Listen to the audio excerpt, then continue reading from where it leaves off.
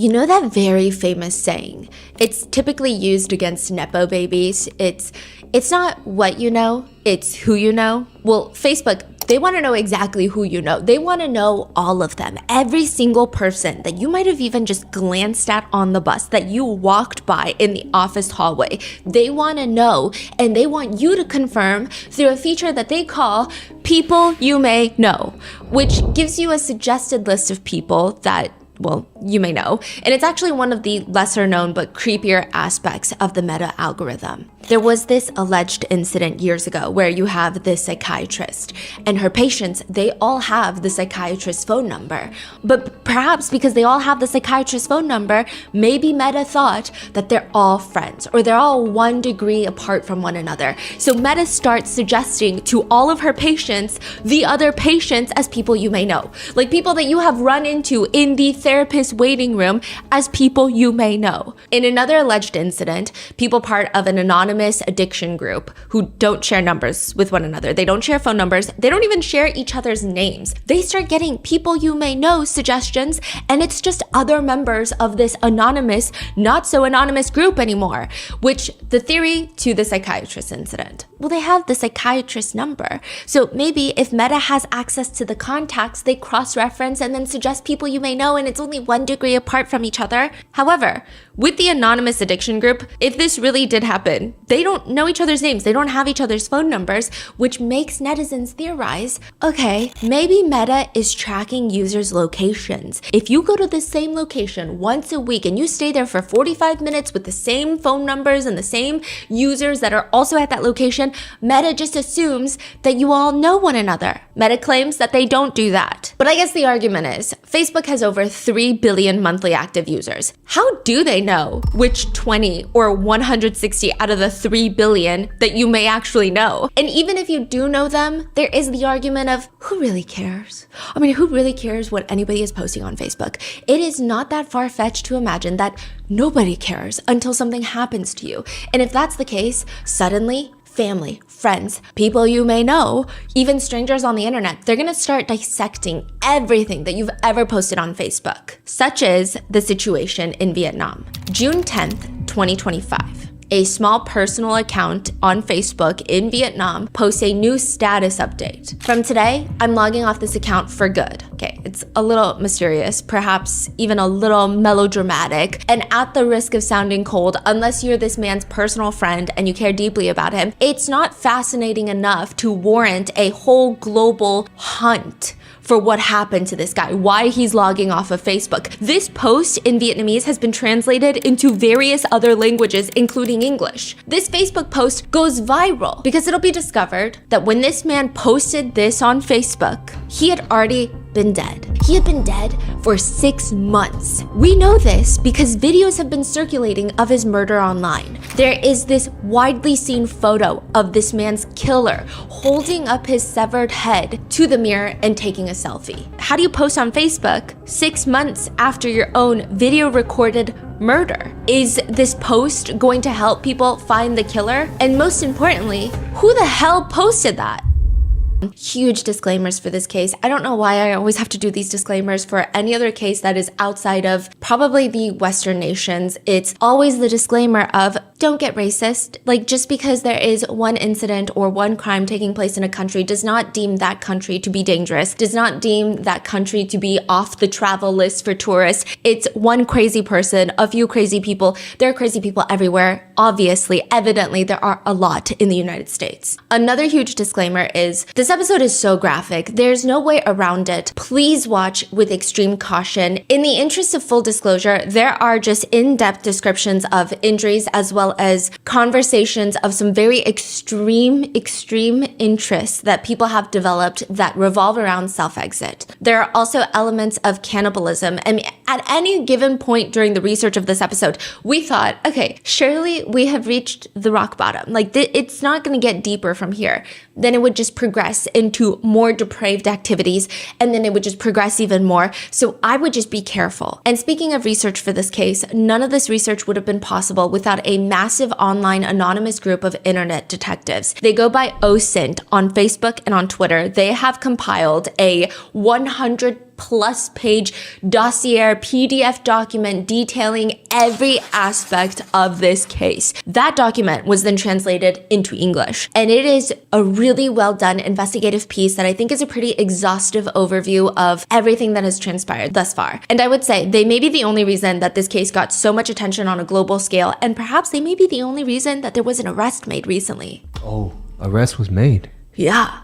So with that being said, let's get into it. July 2025, a collection of 3 videos goes live, and each one of them is intentionally titled. It's a collection of 3 videos, and the collection seems to have, it appears to have been thought out, prepared, uploaded with the intention of being consumed by an audience. It almost feels like a trilogy. Like it has a sick form of artistic expression embedded into it.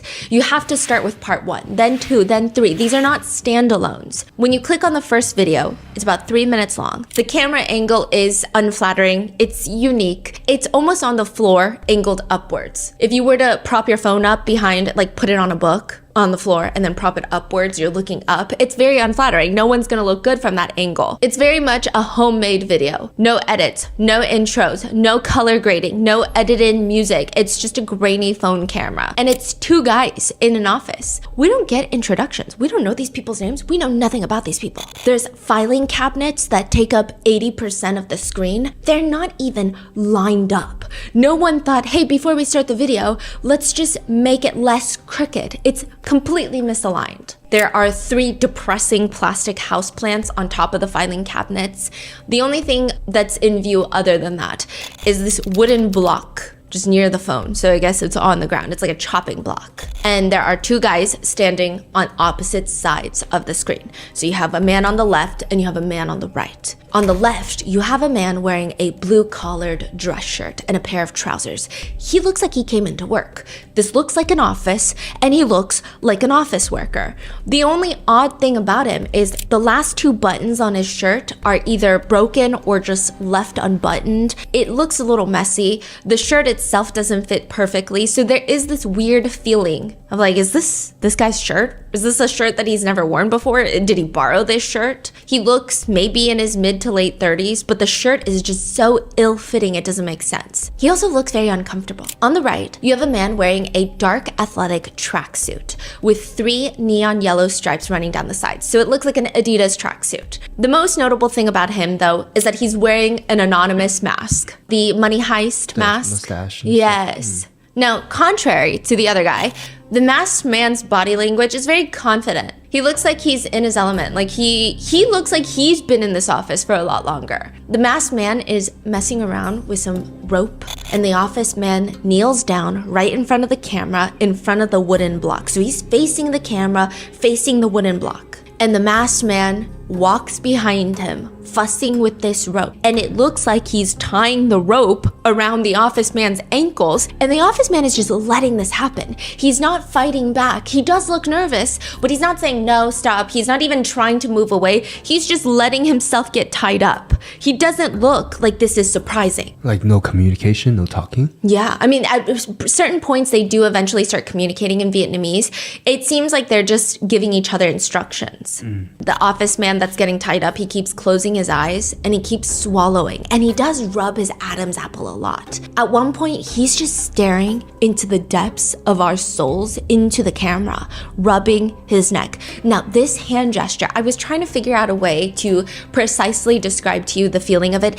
It doesn't look like he's nervous and rubbing his neck. It almost looks like something is bothering him about his neck, or he's thinking about his neck in some way. It's not like the anxious, like, oh, I'm so stressed, I need to rub myself and self-soothe. It's like he keeps looking at his neck, extending his neck, touching his neck. I see. The masked man finally gets up and starts roughly unbuttoning office man's dress shirt from the back.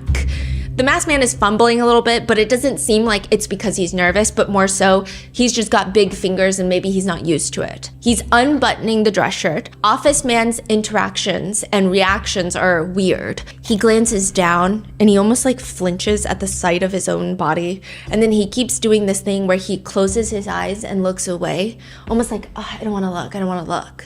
It's weird. It's really difficult to read the expression on his face. He doesn't look scared. He doesn't look sad. He doesn't look contemplative. But once he's shirtless, he waits for the masked man to tie his arms up behind him. He looks briefly annoyed that it's taking so long. That's the feeling. He looks annoyed at the masked man. Like, why are you taking so long to tie my arms up? And then he just waits. He's closing his eyes. He's squinting down. He's looking at the camera. And then finally, the masked man slowly, gently pushes office man's head onto the wooden block, adjusts his head so his cheek is on the wooden block and he's looking at the camera directly at us. Masked man grabs something off screen and it's a giant meat cleaver. He brings it up into the air right above office man's neck and slams it down. And stops right before it makes contact. And then right, left, he starts doing a sawing motion, but just in the air, half an inch above office man's neck. Then he lifts it up once more and then he brings it back down, stopping again, right before making contact. I don't know if there is like a viewfinder on the camera where office man can see what's going on, but he's looking towards the camera lens, almost looking at whoever is watching. He kind of closes one eye like he's winking at us and he's like focusing, but the rest of his face, he doesn't seem to be having a good time. He doesn't look like he's enjoying this. He's just watching with this very contemplative look on his face as masked man over and over and over again just brings the meat cleaver up and then slams it down before making contact. He never touches him with the meat cleaver.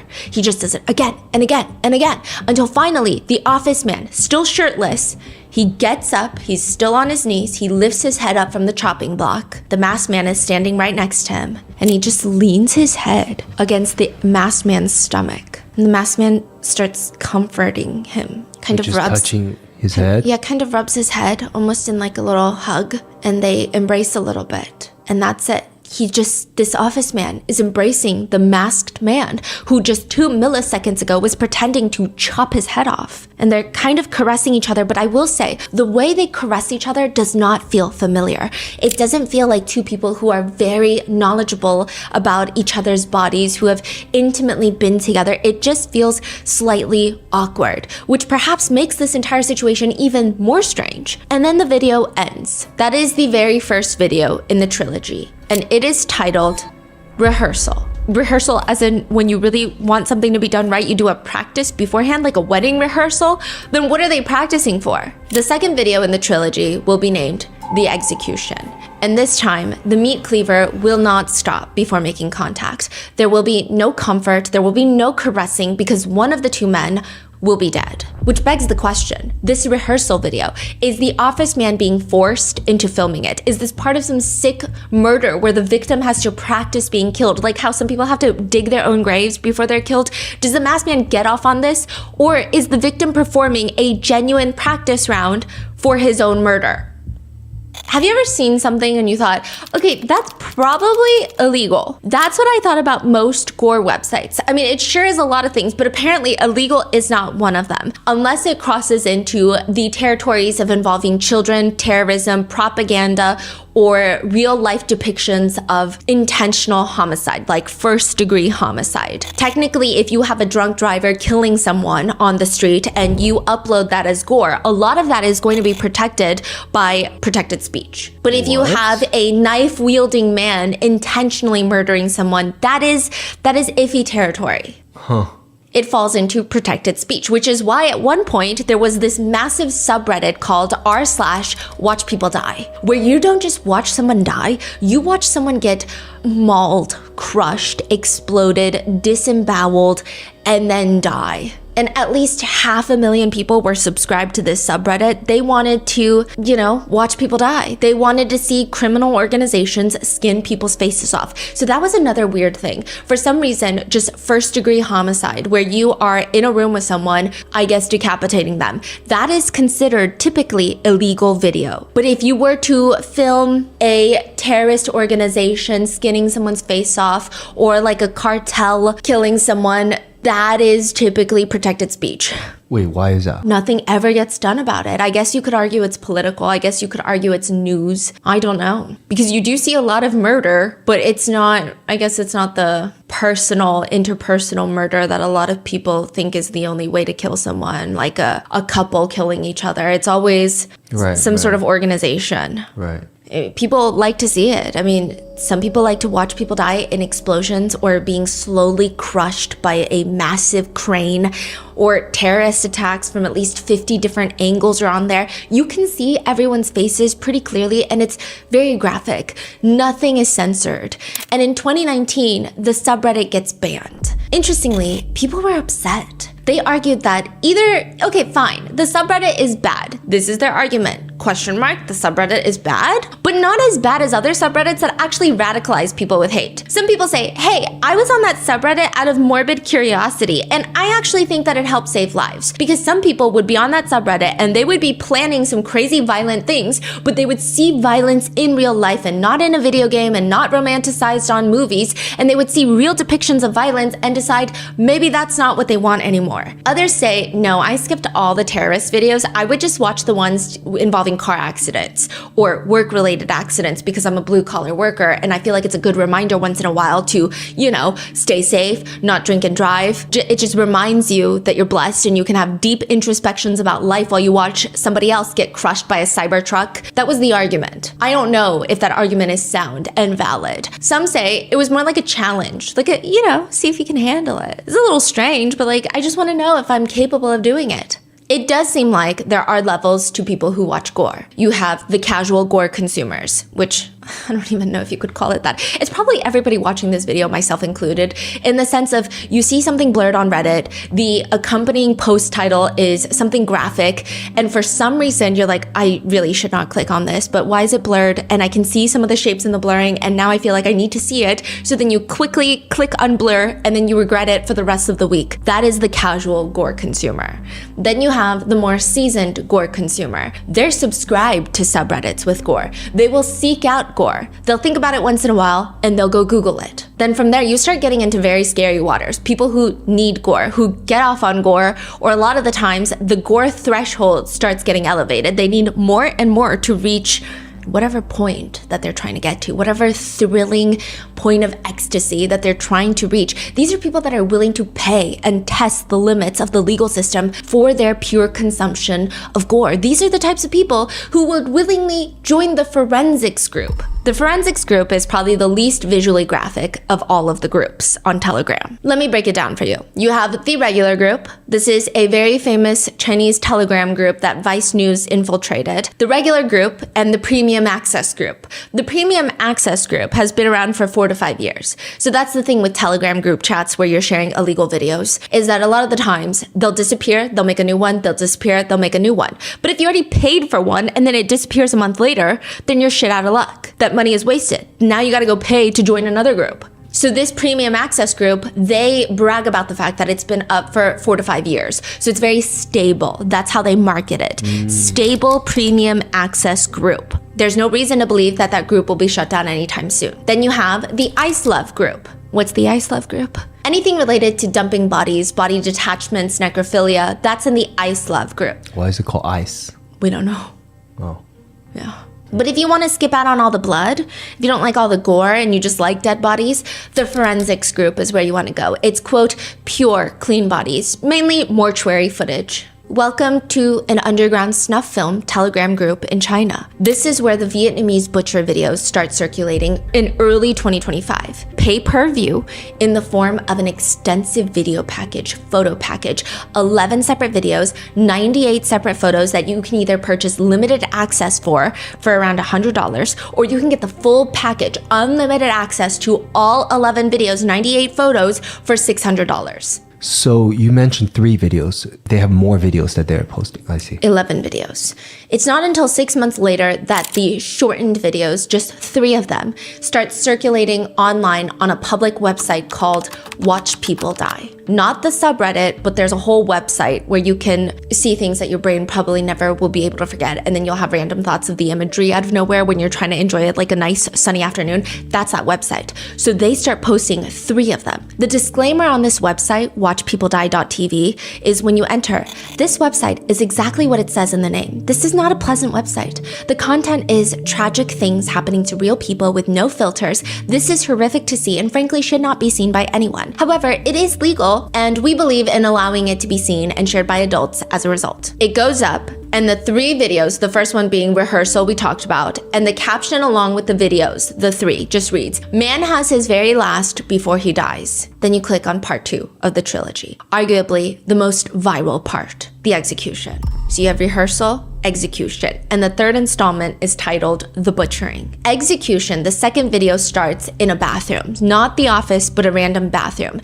You start with the opposite angle as the first video. So instead of the phone camera being placed on the ground looking upwards, you have the camera looking downwards, getting a top-down view of this entire bathroom. The bathroom itself is not particularly a Zillow-worthy room. It's just a toilet on one side, a sink on the other side.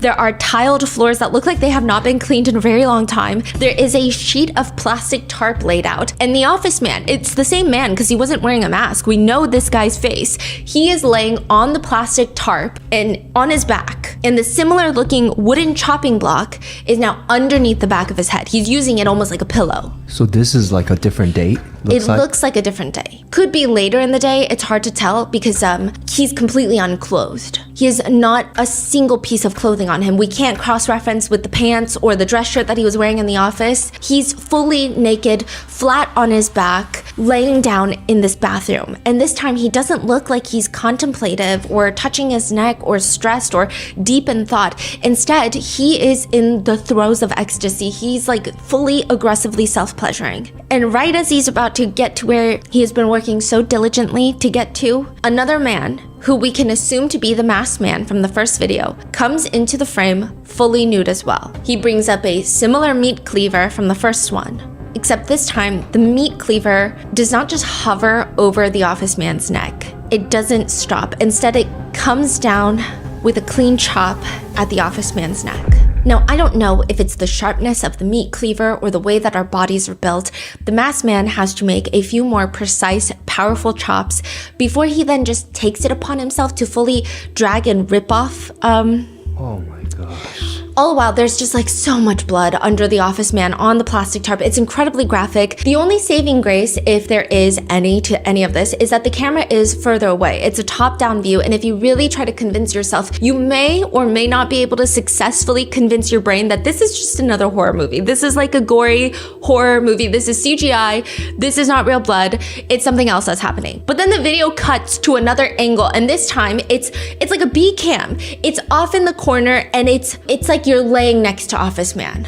And he's still alive. And it's a full replay, but from a close side-up angle, very close to the office man's face and neck. And you can see every single bit of it in replay. It almost feels slowed down, even when it's not, because of the graphic nature and just how up close things are. And then the camera goes back to the top angle, where you see the masked man that now people have dubbed the Butcher. And he starts dissecting the office man, cutting straight down the center vertically. And he just starts methodically disassembling a human body bit by bit, piece by piece. I mean, body parts are being taken apart like a Lego, just chunk by chunk. Organs are transferred into buckets that are put into like a water bath. Limbs are placed into pots. You can see pictures of small pale body parts arranged on plates with chopsticks resting on the side. There are other pictures showing full-on cooking. The creation of a human soup finished with healthy superfoods like goji berries, red dates. There's another dish that resembles curry. Part 3 is the butchering. It shows more in depth of the disassembly process. The private parts of the victim are arranged on a fresh, clean plate like a Thanksgiving dinner. The centerpiece is the decapitated head.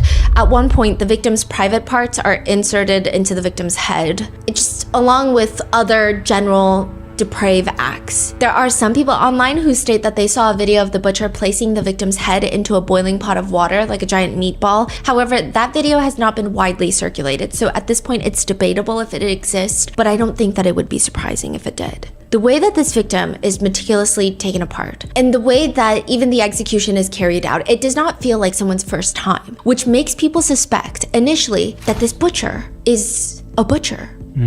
That turns out not to be true. So who the hell is this butcher? And who's the office man who is self-pleasuring before death? Who's the victim? What's happening? Is this even real, or is this like a fake video? It would not be the first time that a fake snuff film circulated, tricking the initial set of viewers online when it goes public of thinking that this is a real murder, which would make sense. I mean, considering there was a whole rehearsal video, like you have a table read before a movie filming. Maybe that is their acting before the big act. The collection of videos gets heavily studied by the internet, and they come to the conclusion that no matter how cynical, no matter how skeptical, there is no way that these videos are fake. These videos are very much real. There are all these other details that start getting noticed as people are combing through to even just verify that these videos are real. The minute that people start analyzing the footage for what it is, there are so many things that come up. Firstly, you can hear in the video pretty clear noises of motorcycles passing by, dogs barking, which would suggest that whatever is taking place in this bathroom, this is probably in a relatively busy area. It does not appear to be in the middle of nowhere. Are we to assume then that this is taking place in the middle of a busy residential neighborhood? One comment online reads, "I've watched this video over and over, and when I listen, I could hear the motorcycle was really loud, and it wasn't going slow either. It sounded like it echoed quite a bit. I think this is someone's house." Or maybe this is, I saw someone else online say that this was a restaurant owner and this is a restaurant bathroom, which would make sense because they would have big buckets and basins and iron tables and bowls and chopsticks. So is this happening in a restaurant in a busy city area? So far, the theories are that the butcher is either a real-life butcher or a restaurant owner. A restaurant owner would also make sense because they would be proficient in disassembling chunks of meat. But that means that people are under the impression that this is not the butcher's first time butchering large quantities of meat. Then you have another group of netizens that wonder, what if it's not the butcher's first time butchering humans? What if they're not proficient at butchering large animals, but what if they're just good at butchering humans? If that's the case, how many times have they done this before? And are they the only ones doing this? Like, are there others? One of the more distinguishing physical traits of the butcher, the whole time, a lot of the times he's naked and he's wearing a face mask. So instead of the anonymous full face mask, he's wearing, one of those COVID face masks, a medical mask. And you can see a big part of his body. There is a tattoo on his arm and it reads, "That day, 139. What does that mean? Do we know? Is that just a random number? Is that some sort of initiation? Is that some sort of code? Perhaps that's the day that he's initiated into this line of work, when this life begins for him. Some say it's shorthand for 13K, which 13K somehow relates to the price of butchered pigs on Vietnamese social media. So perhaps he is a real-life pig farmer, pig butcher. Others say this could be an identifying number for his videos. If this video has been circulating on Telegram group chats and there's an organization of people who kill people and create snuff film video content, how do you know who's the killer in each one? Because they need to get paid. So this tattoo, 139, maybe he's killer 139, 139. Because this could just be a giant snuff film ring that the internet just uncovered.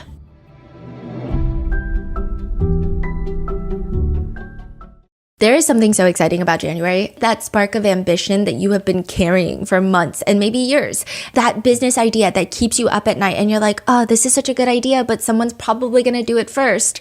You should just do it now. And the most powerful decision you can make is launching your business with Shopify. Shopify delivers a complete toolkit for selling wherever your customers are, online or face-to-face at markets and pop-ups. You manage everything from one central hub. No switching platforms, no painful migrations, just seamless growth. You're joining millions of entrepreneurs who have already taken this leap, from recognizable brands to people who are exactly where you are just months ago, including us. Our first launch with Shopify was for Grandpa Mango's art studio, and it was basically our first small business experience, and Shopify made it so beginner friendly. So much so that we do have something that's coming out in maybe like a few weeks, hopefully. But we're really excited to share that we're working with Shopify again for it. Your future is waiting. Make 2026 the year that you claim it. In 2026, stop waiting and start selling with Shopify. Sign up for your $1 per month trial and start selling today at shopify.com/rotten. Go to shopify.com/rotten. That's shopify.com/rotten. Hear the sound of your first sale this new year with Shopify by your side.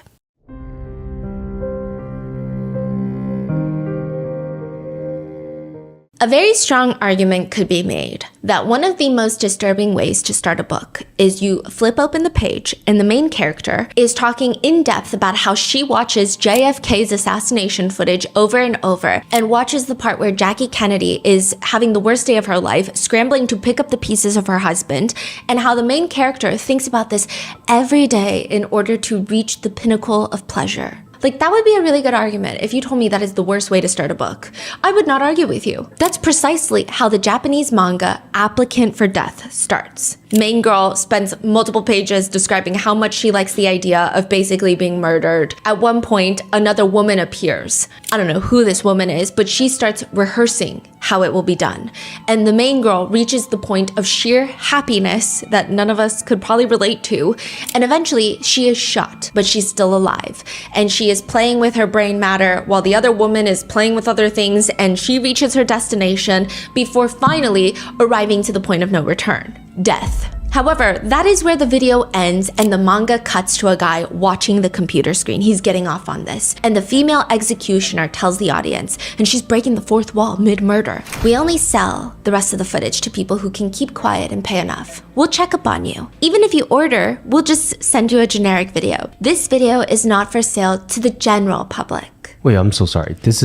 We're still in the manga right now? So in the manga, a guy is watching this girl doing all of this on his computer screen.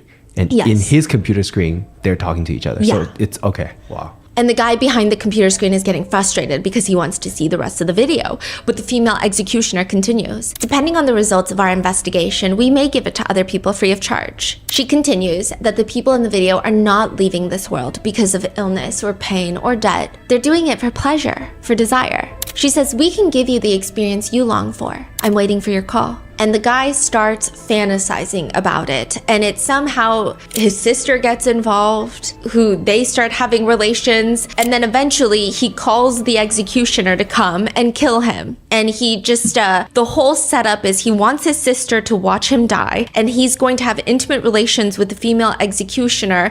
And right as he's reaching that point, his sister, who is on standby with a giant sword, is going to cut his head off. And this manga and the rules of human anatomy and the limitations of modern medicine do not apply, because once his head is cut off, he's still alive.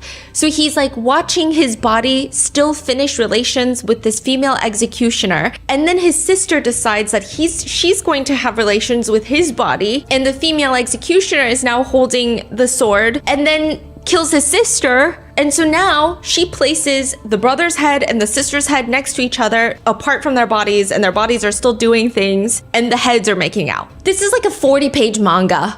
I didn't know so much could happen in 40 pages. It started progressing into more and more alarming territory, and to my amazement, it never ceased to just stop being disturbing.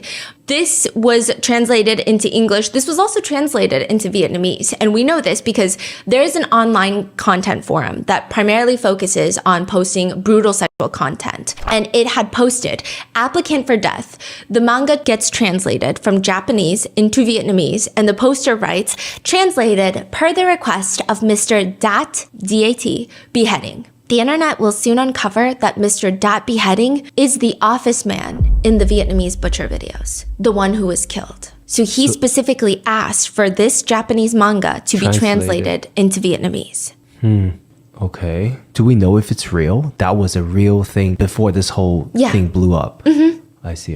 So people went to the backlog and found this history. He has an extensive history we're going to get into. And I think a lot of that begs this big question in this case that I don't necessarily think is a question, but a lot of people have posed it, which is, what exactly are we allowed to give consent to? What if someone wants to remove their leg in a safe manner? There is a real condition called BID. It's where someone with healthy limbs feels a profound feeling and belief that they need to amputate, typically a leg or both legs or perhaps an arm, in order to feel whole. They feel that these limbs are healthy, yes, but they're foreign. And every second that they live with this foreign limb, it drives them insane. But you can't just amputate your leg in the kitchen and hope for the best, which is where the debate comes in. How much are we allowed to have control over our own bodies? How much are we allowed to go to a doctor and say, "Can you please cut off my leg?" Can you consent to that? Can the doctor do it? Do the rules apply? But the doctor is not supposed to cause harm, and objectively, they could argue that this would be causing harm to your life, but you could argue, no, in fact, having this leg is causing harm to my life. There's a lot of debate on this. I mean, it's a very rare condition, so the debate is not extensive. I will say some really messed up people have extended this debate to include transgender community members. I don't think that applies. For this, it's specifically, there is a huge argument of, well, if you lose a leg and you choose to amputate your leg, then you are now viable for disability checks. Now the taxpayers are paying for something that you have to live with for the rest of your life, and you have to continue getting probably in-house care for an extended period of time. So there's like all this debate along with that. There's just a lot in that. It's completely separate from any other debate. It's just that. How much can you be in control of your own body, and to what extent? And then how can you say it stops there? What if you take it a step further? What if you just don't even want your leg to be gone? You want someone to eat it, and you consent to it, and you find someone who also consents to eating it. Is that a crime? What if in a hypothetical world, there are no quote unquote victims? You sign a waiver that you will never sign up for disability checks. You sign a waiver that you will never ask the government or the community members for assistance. And you consent that no one will ever see this footage. No one will ever know what happens. You are privately in your own personal home. You cut off a piece of your thigh and you give it to your beloved significant other for them to consume for dinner. Is there a crime that is committed? Yes or no? Because is there a victim? Can you have a victimless crime? That is the whole debate, and we can probably go on for the next 24, 48 hours, the next 5 business days, and I don't know if everyone is going to come to an agreement. There's a post on an online forum, though, where you can ask people to solve your life's biggest problems. The post reads, "How long does it take to fatten a long pig? Months? Years? I'm interested in fattening a long pig, right now 125 pounds to eat. How much should I fatten her for the best eating? And what do I use to fatten her?" I didn't know this, but apparently some Europeans call humans long pigs because we are longer than a pig, but we apparently taste like pork. Humans. That post was on the now defunct Cannibal Cafe forum, which I'm sure if you've been interested in any sort of true crime cases for a while, you know about the very infamous Cannibal Cafe case of the German cannibal who murdered and killed his victim to be eaten. I mean, this is a forum where half the people want to be eaten and the other half are very, very hungry. Another post reads, "Anyone need a blonde girl for the main course dish to eat? See my email and write. I will show you my delicious meat." Another one rants about how men just aren't cannibals anymore. The post reads, "Looks like these aren't real cannibals on here. The kind of cannibal that would actually go for a hunt for a female captive to capture and prepare and roast and eventually eat. Probably some male cannibal wannabes on here, but they're held down by the leashes of their wives and kids and girlfriends." The website Cannibal Cafe is now down after, like I said, the very famous German cannibal murdered and cannibalized his victim in 2001. That's where they met. But one would have to assume that this has to be a very small portion of the population that's interested in this. But it's a lot more than you would think. One post on Reddit reads, "I'm a girl with cannibalism fetish. Ask me anything." The top comment is, "So is it you eating other humans or being eaten by other humans or both?" She responds, "Good question. It's primarily me eating other people. The idea of other people eating me is pretty unsettling. Or I'll oftentimes fantasize about feeding my boyfriend to other people, and occasionally it'll be me cutting off his limbs and forcing him to eat his own limbs." God damn it, he's probably gonna read all of this. On a separate Reddit thread, someone writes, "I get the idea of someone wanting to eat human flesh as a specialized interest, like a fantasy, imagination. I mean, I get it. I mean, I don't get it, but I get it.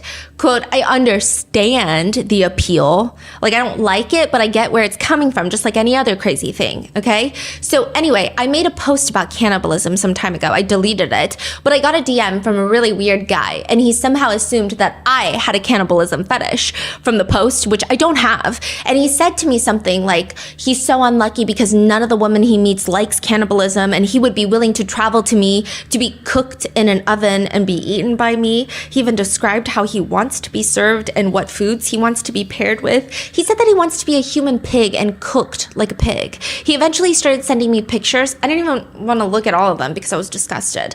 Anyway, is that not fucking weird? I just don't get what could be the possible motivation or appeal of being eaten. That is a post on Reddit. One response puts it pretty simply. It's just about being predator and prey. That's it. But that doesn't stop people from looking into this Vietnamese butcher case. Like I said, the Facebook group called OSINT in Cyber Investigations in Vietnam, they kickstart this entire investigation, and the only other clear indicator in these videos that made public was that it was most likely filmed in Vietnam. The language being spoken is Vietnamese between the victim and the butcher, and they take it upon themselves, this Facebook group, to investigate. At this point, the police are not investigating. Nobody is except OSINT, and they're the ones that release release this 100-page document into the whole world that's translated into English. So the first order of business is finding who the victim is. That's probably easier because somebody is gone. That means there must be others who are looking for that person, posting missing persons flyers. It's harder to find a killer. It's easier to find a missing loved one. His face is out there, right? Yeah, that's the logic. So OSINT starts looking into forums in Vietnam that have to do with wanting to be consumed, wanting to be killed. Yes, they went through the missing persons thing. They didn't find him. No one was actively searching for him. So they start going into these beheading forums with extreme interest. And in one of them, they find someone that looks like the victim. And he gives his phone number. And using that phone number, they're able to find different accounts on different platforms. And one even lists his birthday as March 10th, 1989. Whoa. So now we know that this victim is 36 years old, which tracks with his appearance in the videos. And all of his accounts have some variation of the username DAT, DAT, and beheading. And out of all the websites that we've talked about in this episode, Motherless is probably one of the worst ones. You can't even link Motherless on Reddit. It's banned. It's not just a shitty place to go. There's speculation that because of the sheer amount of illegal content that was allegedly posted on there, that the FBI actually uses it as a honeypot, meaning the feds are most likely monitoring it, and anyone who visits too often and searching the very specific videos are potentially being tracked by the feds. It has been uncovered that the victim had a Motherless account where he would share a bunch of photos and videos that revolve around the themes of cannibalism and being beheaded. AI generated clips of hooded masked men tying up women and using sharp objects on them to eat them. And from there, the online detectives just continue to dig and they find out the victim's full name is Nguyen Xuan Dat. So Dat is DAT. So it's not like in English where it's like that beheading, but instead of THAT, you use DAT. It's just part of his name. Wow. But Nguyen is what we're going to call him. Nguyen goes on to create multiple different accounts to join forums to talk about this final fantasy where he is going to be beheaded. A lot of his accounts were created back in 2019, so this is like a 6-year endeavor that he's been on. One of his accounts just read, "I love beheading. I also want to lose my head with an axe or a sword." And there's also indications that this probably was way before 2019 his interest started. There was this online group called Girls Beheading Lover, and they post in 2018, "Anybody like role-playing about beheadings? Inbox me, only girls." Nguyen responds, "Can you connect with me? Are you a male or a female? I'm a male, but I want to have my head beheaded by a female executioner." Nguyen responds to another post in 2022 that reads, "Is anyone in Hanoi interested in the topic of beheading? Looking to chat with someone about it. If interested, please inbox me." Another person responds to that post, "I want to die, seriously." Nguyen responds, "Are you for real? If so, please inbox me to discuss." It would not be an over-exaggeration to say that Nguyen seems obsessed with the idea of being beheaded and killed. He even requested the Applicant for Death manga to be translated into Vietnamese. I mean, this manga is very interesting because it could more or less, the fantasy that the victim ultimately settles on feels very reminiscent of this manga. Even having the head pulled and then placed to watch the rest of the body kind of mirrors the manga. By the way, you say one of the person online posted say, "I wanted to die," and he responded, "Oh, please email me." Yeah. So he's interested in... No, he's only interested in being the victim, but he likes to connect with people with like minds so that they can talk about their fantasy together. And a lot of the reason that this case gained traction in uncovering details was friends of Nguyen, online friends who had similar interest, would share messages that they had with Nguyen. Like one from 2023, his post reads, "Offering my head, but no one is taking it." And then the next year in 2024, he posts again, "Offering my head, waiting for someone to take it." So for years, since at least 2019, he has been begging for someone to partake in this final fantasy of his.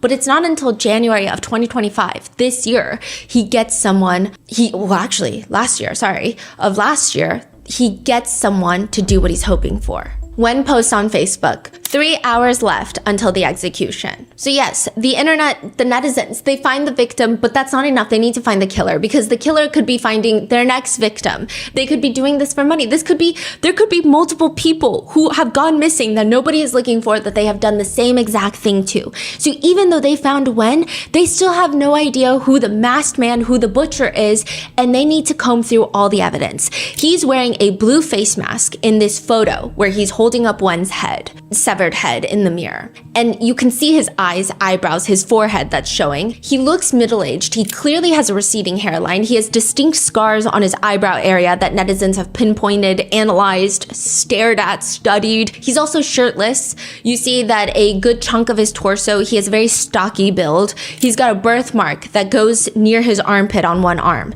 Then on the other arm, you have that tattoo, the distinctive, that day 139. That's it. How are they gonna find the butcher with just that? And they need to find him quick because it seems like the butcher has taken over Wen's account on Facebook and is looking for new victims, is now messaging Wen's friends who have shared interests, asking them questions about their fantasies. Oh, so now he's active. He's active. On Wen's account? Yes.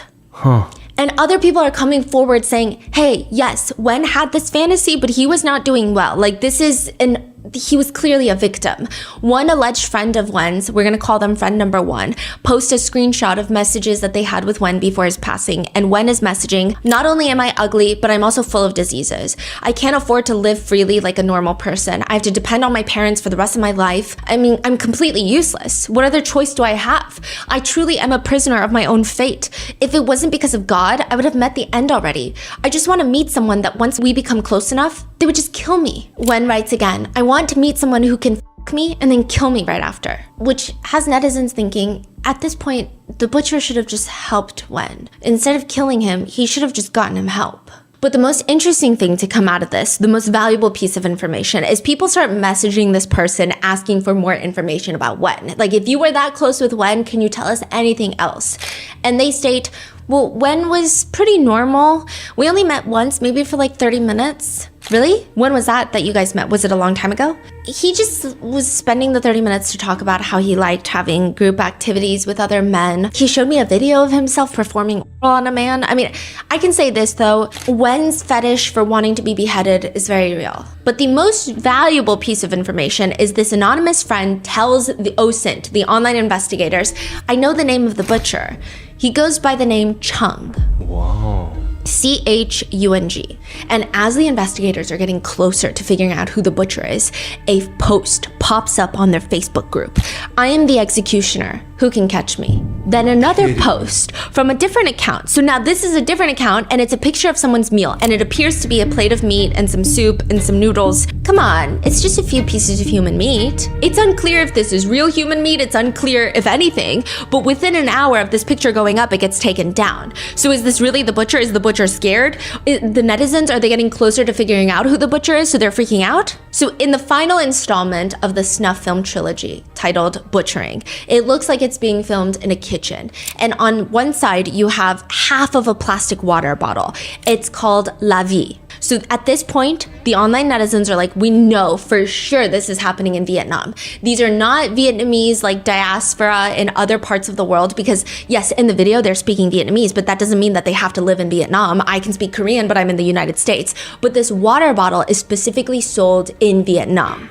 So they're like, okay, this is happening in Vietnam. But also on top of that, they find like these very mundane little trivial, inconsequential pieces of items. There's a bottle of dish soap. The netizens have discovered that this is really only sold in the northern area of Vietnam. How do they know this? Because the dish soap is Chinese. It's like a very cheap Chinese brand and the northern part of Vietnam borders China. So they really only sell this in that area. Because they have Vietnamese dish soap in all the other areas. Yeah. So this is like very easy to bring across the border, or like people will go up there and buy it and then bring it back. So they're like, this is definitely only on the northern part of Vietnam. So people start pinpointing it down that way. Okay, so not only is it just Vietnam, it's on the northern part of Vietnam. And then we've got all of these things in the kitchen. So the kitchen doors are this weird avocado green color that's very specific and unique. I mean, there's got to be something. So as they're hunting that down, another YouTube channel pops up. They have been investigating this diligently from the very beginning. They're called Ketomo, which translates to the curious one. They went as far to try and reconstruct the scene of the crime.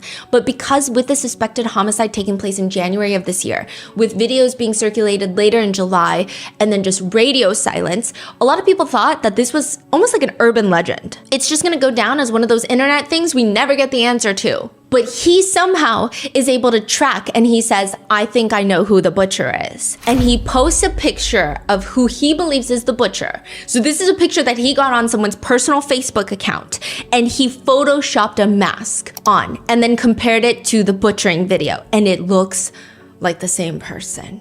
It looks like the same person, but this is where it's weird.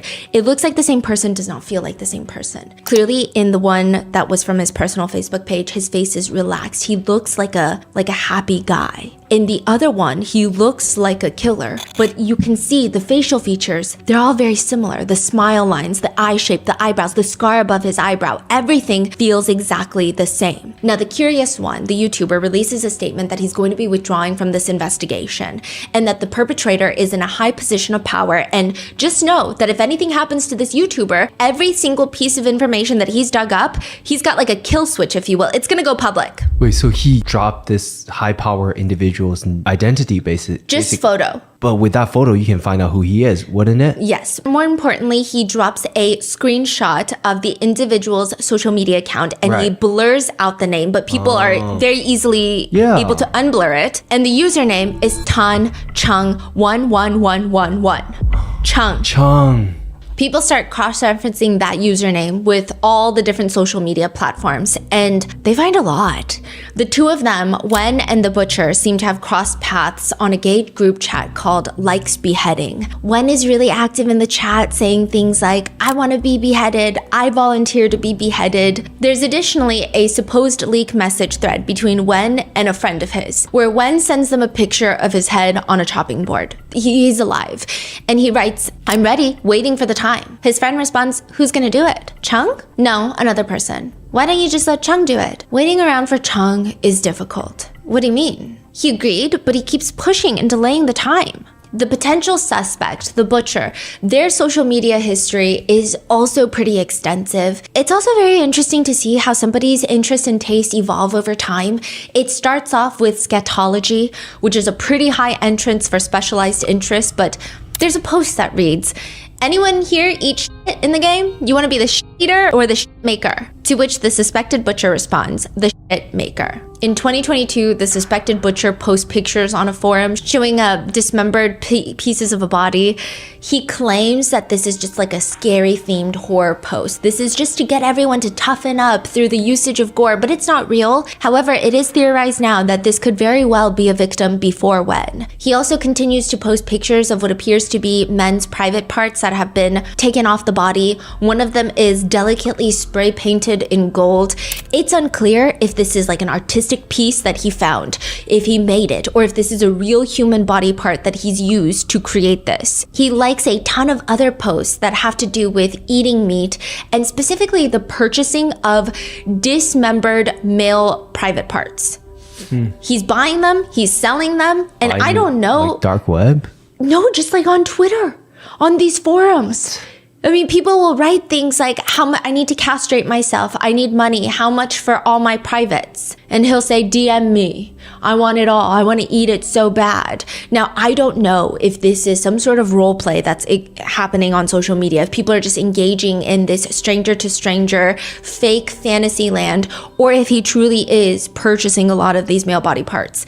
I wouldn't be surprised, judging by the fact that somebody is dead and somebody was killed on camera, but it's just very strange how there is a large community of people doing this. It's not even just one person, and it's not even on the down low. These are just out and about on regular, publicly accessible forums talking about how they want to purchase sometimes 1 ball, 2 balls, the whole set. He also talks about how he wants hands and feet stewed with bamboo shoots and a male body part stewed with lemongrass and chili. And the way that he writes about it, it seems like he's talking about food that he's eaten before. It doesn't seem like, oh, let me use my imagination. I think this would taste good. The answers and responses to these inappropriate messages online seem very firm and confident, as if this is his favorite dish. Other times, he just gets straight to the point. There will be people posting inappropriate videos, and I didn't click on them because I was scared of the links, but they seem to be inappropriate videos. I don't know if there's cannibalism in the topic of the video, but they seem like your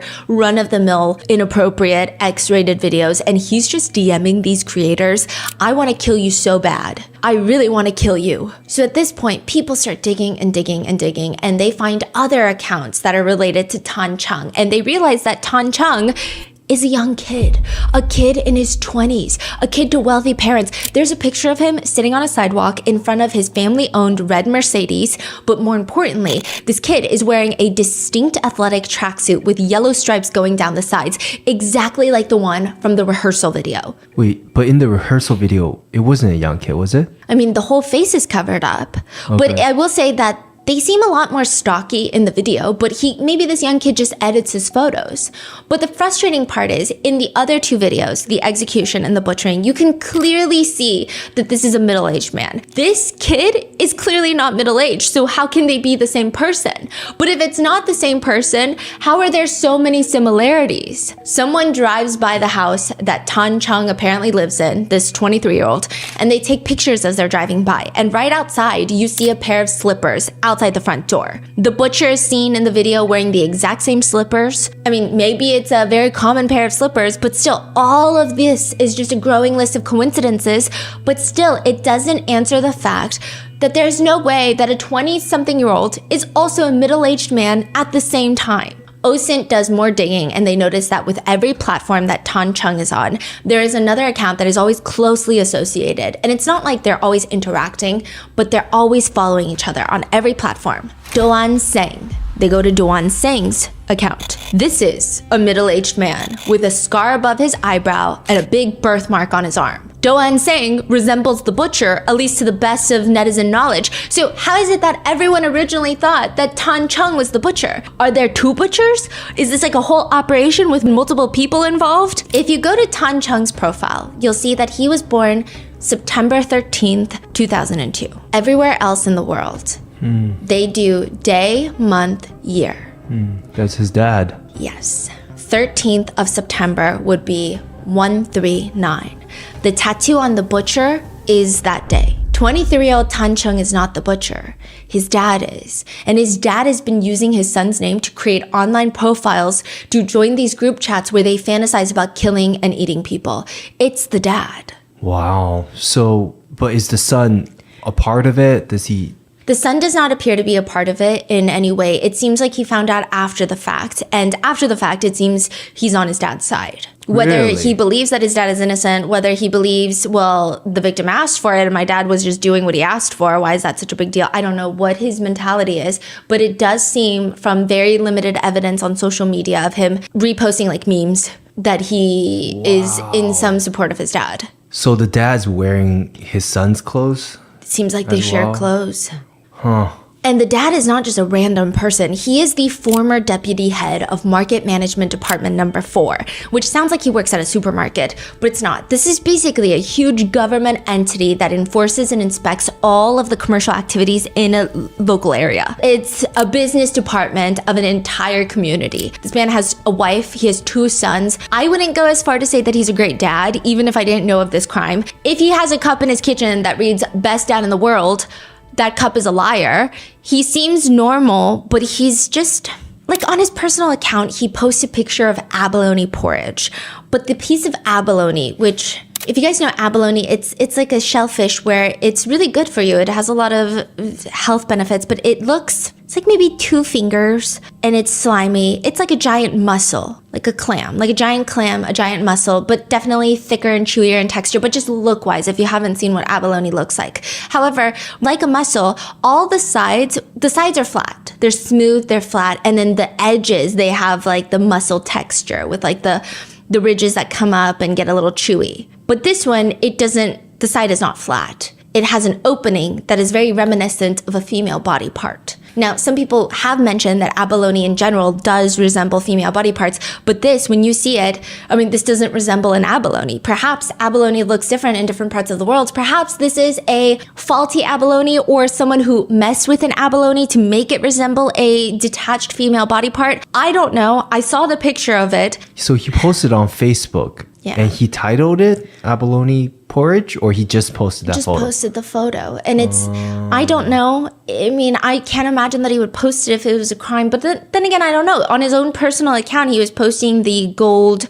male private parts that looked somewhat artistic. Right. So, okay. So he's pretty blatant about this. Yes. He's also just not a family guy. He posted a whole biography of a Japanese adult actress talking about her childhood and then how she gets recruited into the industry, just everything about her. This is a dad and a man who works for the government. He's actually retired earlier last year in 2025, but it was that he was still working in January. And this is very important. Once people find out that it's the dad, they start going through all of his personal accounts, and he has a ton of those old people videos where they're just... So far, everything you said is real-time discovery in the last few months by the internet. Yes. The police are not investigating. Until everything was crystal clear, the police came in. Mm-hmm. Not even was it just crystal clear. It became so crystal clear, and this man is in a government position working as the deputy head of market management. There was outrage. I feel like the arrest only happened because people were able to figure out this is a government official, and people were super pissed about it.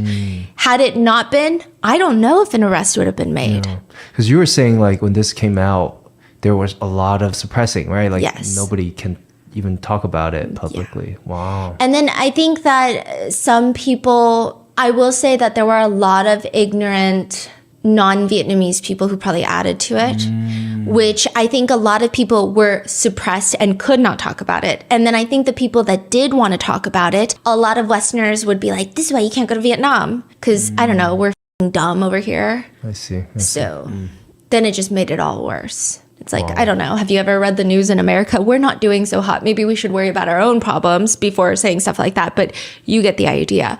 Now, the rehearsal video, it was filmed in some sort of office. And this is very important because all of this, people were able to cross-check, and they realized that all the butchering videos happened inside of government buildings, the offices in which he was working, the rehearsal video, even the misalignment of the cabinets. It's in the background of one of his own personal photos that he was filming outside of the office. The kitchen is part of a government building. The green avocado shutter doors, the kitchen tiles with the white and the blue little clover designs, that is all a government building. The bathroom is a government building. How does he have no fear of he posts these on Facebook, and then he's doing this whole operation inside? I guess he thought that these photos and videos would only circulate on Telegram, which at that point, if your coworker is on Telegram purchasing these videos, then maybe you just find a friend in the game. You don't find someone who's going to rat you out. It's impossible for him to be this ballsy if this is his first time doing something like this. What makes it even worse is it was timed to perfection. It seems that Wen is murdered near the end of January 25th, 2025 to be exact. That would be the perfect window of opportunity because Lunar New Year is January 26th, 2025. There is a 7 to 10 day holiday in Vietnam and a lot of Asia where nobody goes into the office. The office would have been completely deserted. Wow. So with that, November 28th, an arrest is finally made. The believed butcher Do An Sang is arrested. Authorities allegedly find bone fragments in pipes and drains, 3 teeth found under the sink. But more importantly, he just confesses. He ends up admitting to what he's done. He manages to be a victim blamer the entire way through. He states that he met Wen online, and Wen is the one that gets him wrapped up in all this dark stuff. That Wen repeatedly gets him introduced into beheadings and all of this dark interest of extreme groups, which he naturally did not want. He said he was repulsed by it, but Wen kept asking him, and finally it's Wen that convinces him to commit these atrocious acts against Wen. But after Wen, he does the very normal, common sense thing of separating the body into bones, flesh, and organs. He boils the parts to help with decomposition and odor. For the bones, he smashes them, pulverizes them, and for the flesh, he places them into 10 plastic bags and then feeds them to wild dogs, stray dogs. As for the meat cleavers that he used, he got rid of them. And he still tries to play this all off as if this is his first time and he was just convinced into doing this by Wen. Wow. And as for Wen, netizens were able to find which village he was from, and they called the village head. They do confirm that there was a guy with the same name, same age. A few years ago, his dad passed away and he ran away from the village. His mom has really severe mental health struggles, and that seems to be why no one has been looking for him. And it seems like that is where we are with the Vietnamese butcher case. I think it's crazy that none of this would have been discovered without netizens. I think the fact that this was just posted on not even like the dark web is so unsettling. But what are your thoughts? Have you guys heard of this case before? Let me know in the comments. I don't know. Do you think they're going to find out more histories of him, or this is probably the only case they're going to be? I would not doubt that there are more victims. I don't think they're going to look. What are your thoughts? Let me know in the comments, and I'll see you in the next one.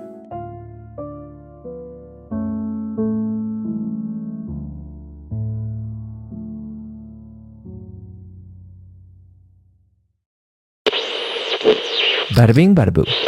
The mansion was heavily guarded. First, there's a layer of thick pine trees, making it feel incredibly secluded, incredibly private, just tucked away. Then there's a layer of concrete gates, walls, barbed wired fences, and then armed guards surrounding the entire perimeter of this mansion. She's given a tour of this massive estate her first night there. These are the bedrooms, but you'll be staying here alone, minus the guards, so it's your pick which room you'd like. Now this is the library and the theater. There's a tacky chandelier hanging from every single ceiling. It felt like a mini Las Vegas in here. Over-the-top displays of wealth in every single room. Uni's very first night in that mansion, she was guided to a dining hall where the entire dining table, enough to fit 16 people, was filled with delicacies and expensive foods from all over the world. Fried shrimp, raw fish, beef ribs, lobster, all just for her. Enough food to feed 100 people, but nobody's joining her for dinner. She would be alone. Uni couldn't stomach any of it. She took a few sips of soup, ran into her bedroom, slammed the door shut. She wanted to lock it, but none of the doors in this house lock. She tried another door. It leads to a closet that's jam-packed with clothes. Clothing that was perfectly tailored to fit Uni's body. It wasn't just Uni wears a medium and all the clothes are medium. It was very much bespoke, tailored to fit her exact measurements. How? This is her first time here. Uni cried herself to sleep that first night. The next morning, there were gifts waiting for her downstairs.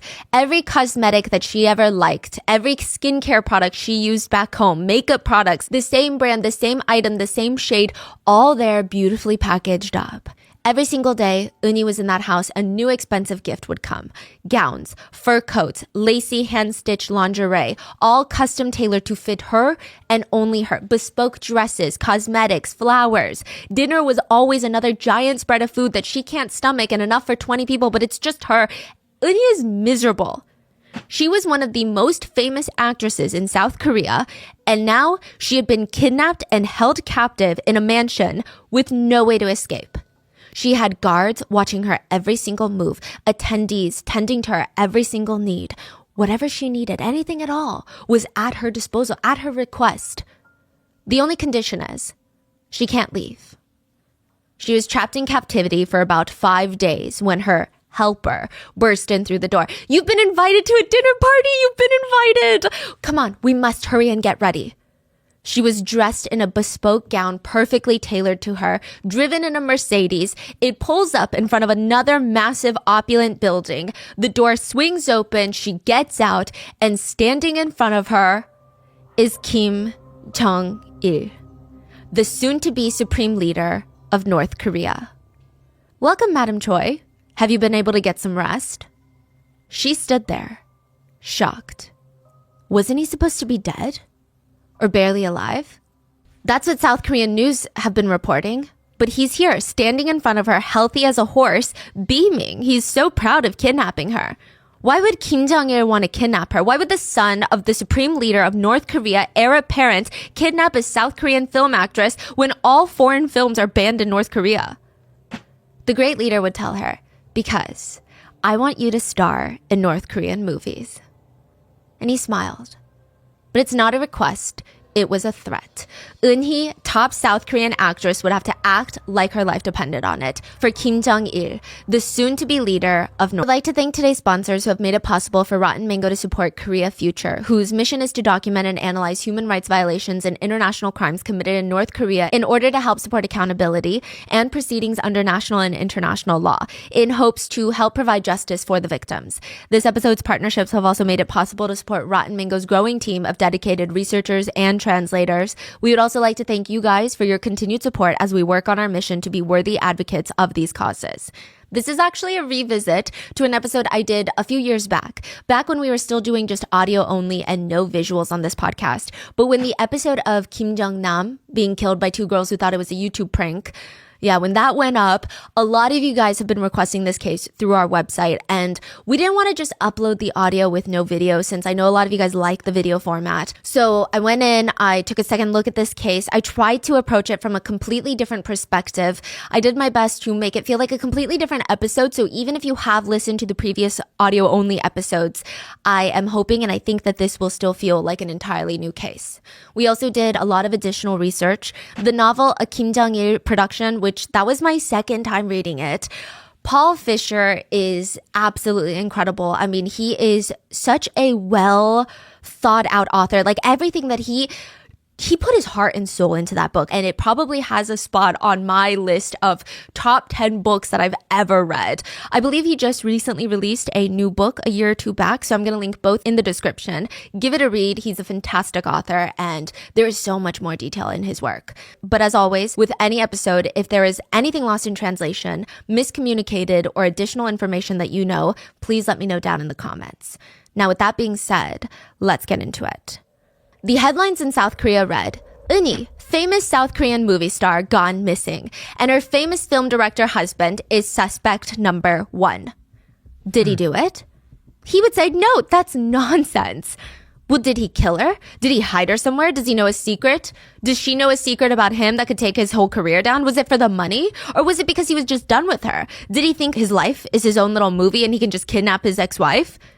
Director Shin thought it was all ridiculous, and anybody who believed such a ridiculous thing was just not very bright.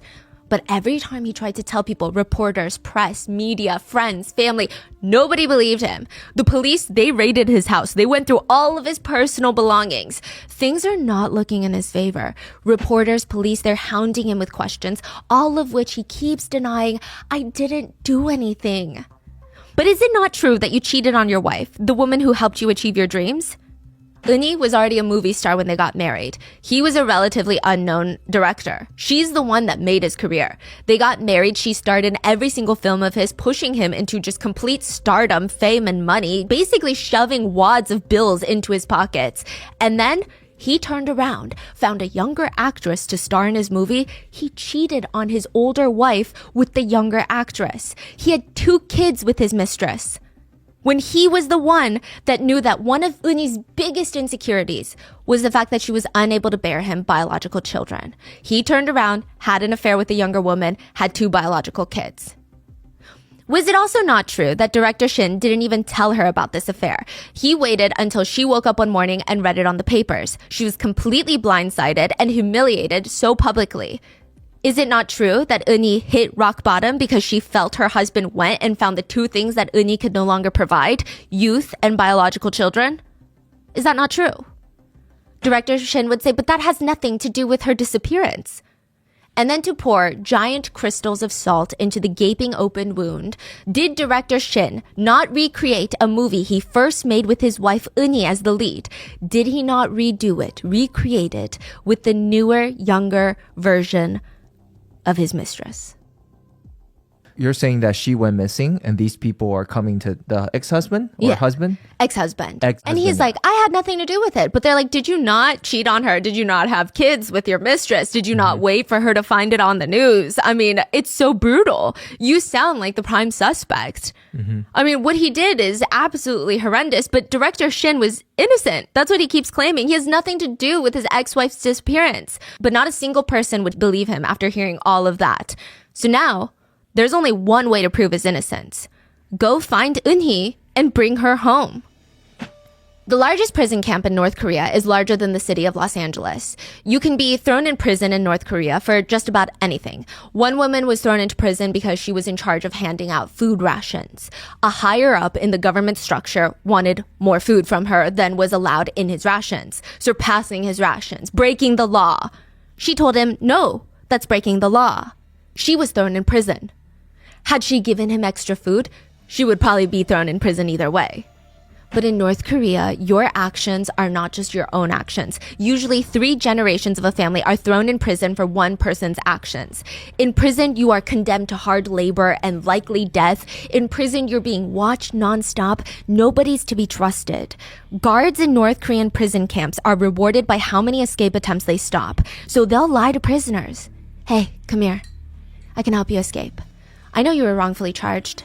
I know a cousin who knows your cousin. I'm gonna help you get out of here. Okay?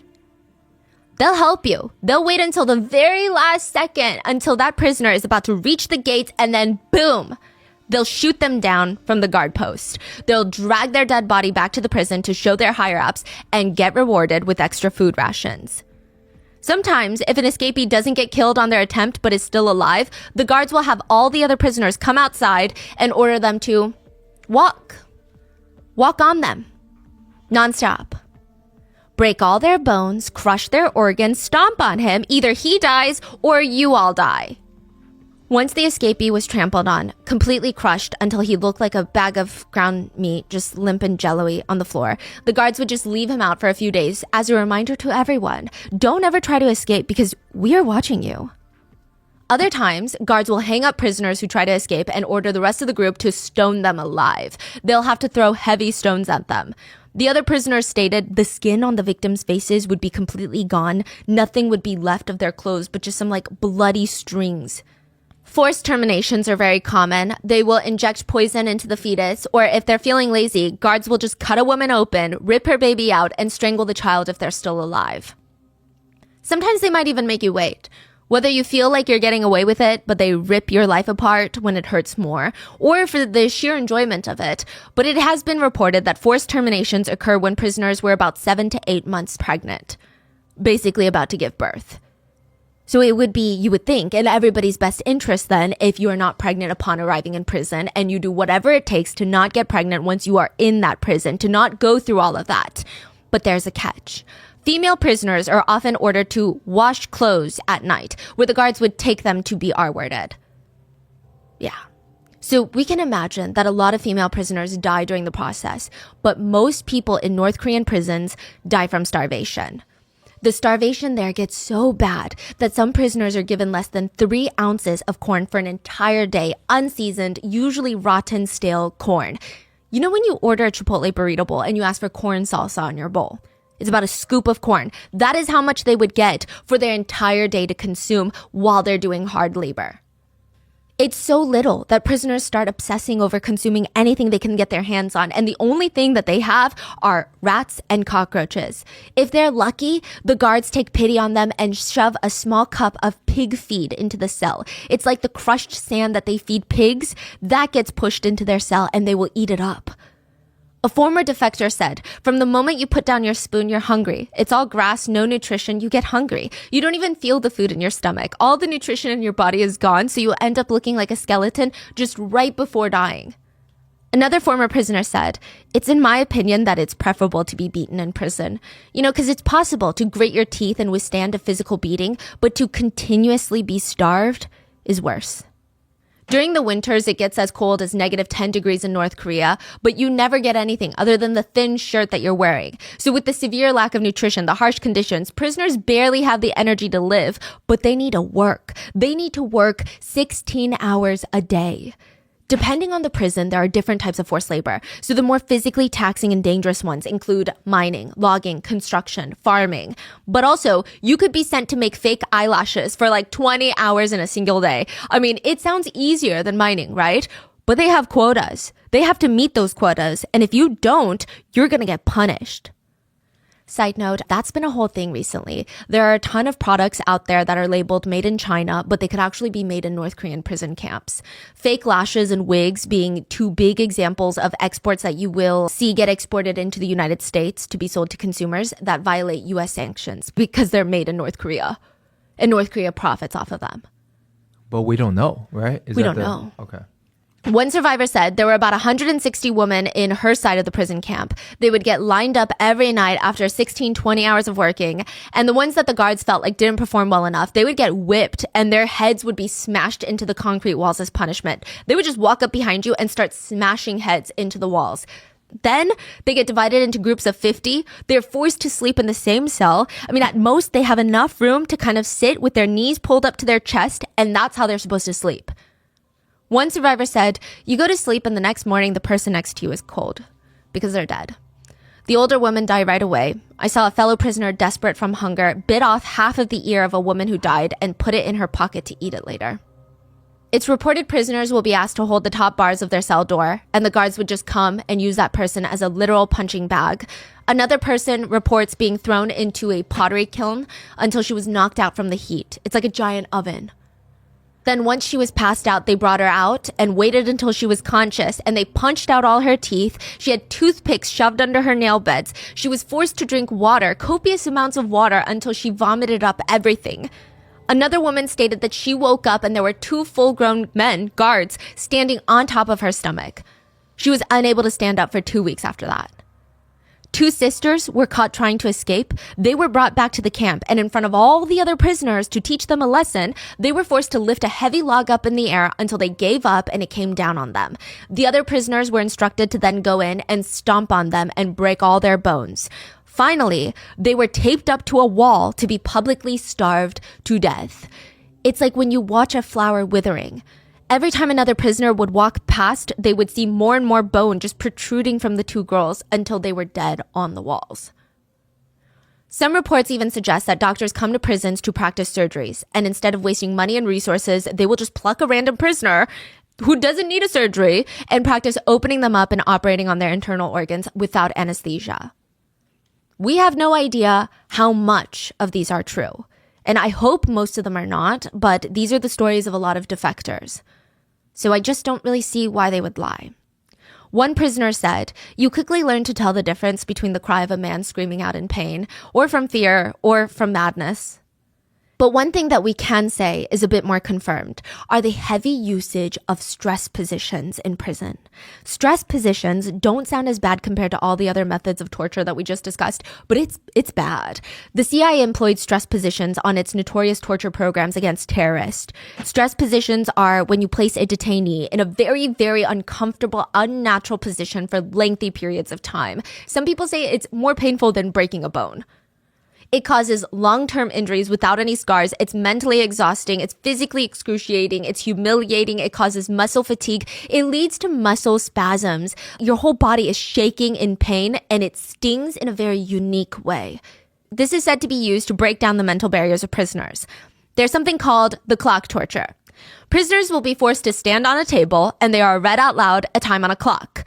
They have to recreate it with their bodies, and then they have to hold that position until another time is called. They do this for hours, like 20 hours a day. Most of them end up collapsing in exhaustion and pain, and it could last for as long as the guards want. What do you mean by posing out the clock? So if it's like 10, you have to use your body to make it look like 10. But you can't have your legs planted. So you know how the easiest way would be like, oh, this is 3, this is, But you can't do that. They get severely beaten if they don't have the right read. Now, a few of the more intense stress positions include scale, airplane, and motorcycle. The scale position, prisoners are made to stand on their tippy toes, knees bent, squatting. Then they have to extend their arms fully out in front of them, and these giant cinder blocks attached by ropes get clung onto their wrists. They have to keep the scales balanced. They cannot move. Within seconds, their entire body starts to tremble uncontrollably. I mean, no amount of willpower or fear is going to make this go away. But the guards don't care. If you move, if you make the scales unbalanced, you will be beaten and starved and likely thrown into solitary confinement. The airplane pose consists of a prisoner standing on the tippy toes of one leg. The other leg is bent, so they're just balancing on one foot on their toes. Their arms have to be stretched out to their sides like an airplane. The motorcycle pose. The prisoner is forced on both toes, squatting very lowly down like they're sitting on an invisible motorcycle. They have to extend both arms in front of them like they're holding onto the motorcycle handlebars. They have to maintain that position for however long the guards want. Sometimes it can be 20 hours a day. What makes this more sick is that a lot of the citizens of North Korea have never even seen an airplane or a motorcycle. Wow. One North Korean official who worked in the Kim residence as a maid, if you will, had never even seen a banana before all of this. So they've never seen motorcycles. Or there's the pigeon pose. There are railings on the walls of the prison about 2 feet tall. Your arms get handcuffed behind your back. They get attached to that 2 feet tall wall railing. It's such an awkward position that you can't fully stand up, but you also cannot squat or sit down fully. You're half squatting. You can't even be doing a kimchi squat. It's very uncomfortable. You're just kind of crunched up in a semi-ball. No food, no water for 3 days. And they say something about that position makes you empty your insides from both sides. You end up urinating and defecating on yourself as well as vomiting up everything. And you cannot sleep for 3 days because your body cannot rest. One prisoner said, if you're hung like that, you urinate, you defecate, you throw up, you're totally dehydrated. It was the most painful of all tortures. It was so painful, I thought it was better to die. These rules still apply when the prisoners go to sleep. One former prisoner turned defector said, we were not supposed to move when we sleep. We have to sit crisscross applesauce and we have to look down and our back straight, head hanging down. That's how we're allowed to sleep. No one's allowed to move, so all you hear is the sound of people breathing. More often than not, detainees are forced to dig their own graves because the chances of surviving and getting out are slim to none.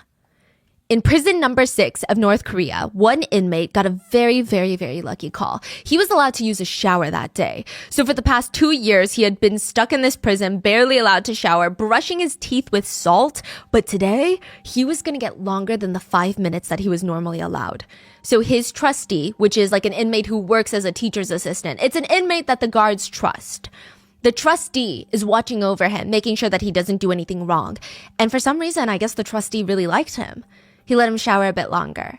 So while the inmate is in there, scrubbing as quickly as possible, feeling very vulnerable, naked in the shower, the trustee leans up against the wall, glances around and says, I know who you are. The man in the shower froze. You're that South Korean film director, Director Shin? You're married to that actress, Eunhee, no? How was this possible? All foreign movies were banned in North Korea. Nobody in the prison, not even the guards, knew who he was. Did you just say that you knew my wife, Eunhee? Yeah, I did. Shin's head starts ringing. Do you know where she is? Is she here?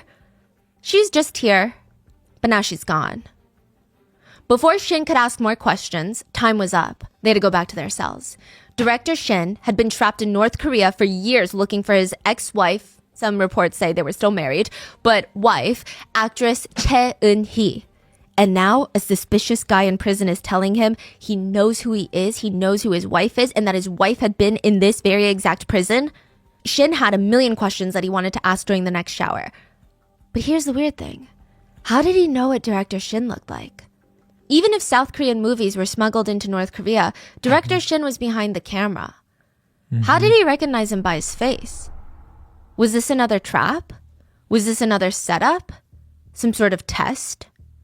Shin would have a lot of time to ponder if the man could be trusted. He would spend another 2 years in the North Korean detention center, 16 hours a day, each day in a stress position. 16 hours a day. In a stress position. How long time? For 2.5 years. Every single day? Every single day. Wow. There is a real-life Hunger Games, and it's called the Mass Games. It's hosted in North Korea. It takes place typically once a year, every year, in the world's largest arena, where tens of thousands of children scream in happiness or fear for their lives. And technically, you can go watch. Well, maybe not you. American citizens aren't allowed to visit North Korea, but they do accept tourists from other countries. The Mass Games is actually a tourist event. All you have to do is purchase a ticket. Some international sponsors of these games are going to pay top dollar to see the games up close and personal. Technically, the games aren't really games. It's just a gymnastics performance. There are no real games being played. It's not football. It's not basketball. It's a performance where tens of thousands, if not close to 100,000 people show up and they show their strength as a group. They will run out into what looks like a giant football field or a soccer field. It's actually close to 40 American football fields, all in an enclosed indoor stadium. It's the largest arena in the world. And these 100,000 people will form shapes with their bodies. They're coordinated, they're in sync, they're dancing along to music, they're singing, but they're also forming words, and then they're forming mosaics, they're forming a whole play with their bodies. So instead of having trees as props on the side, you'll have like 10,000 people dressed up as a tree, and they're moving and they're swaying because trees are moving with the wind. And then the news story calls for the trees to be moved to a different side. It's crazy. The amount of moving parts that you see, it feels like a wave. It feels like you've programmed them with a computer, and they're computer chips, but they're human.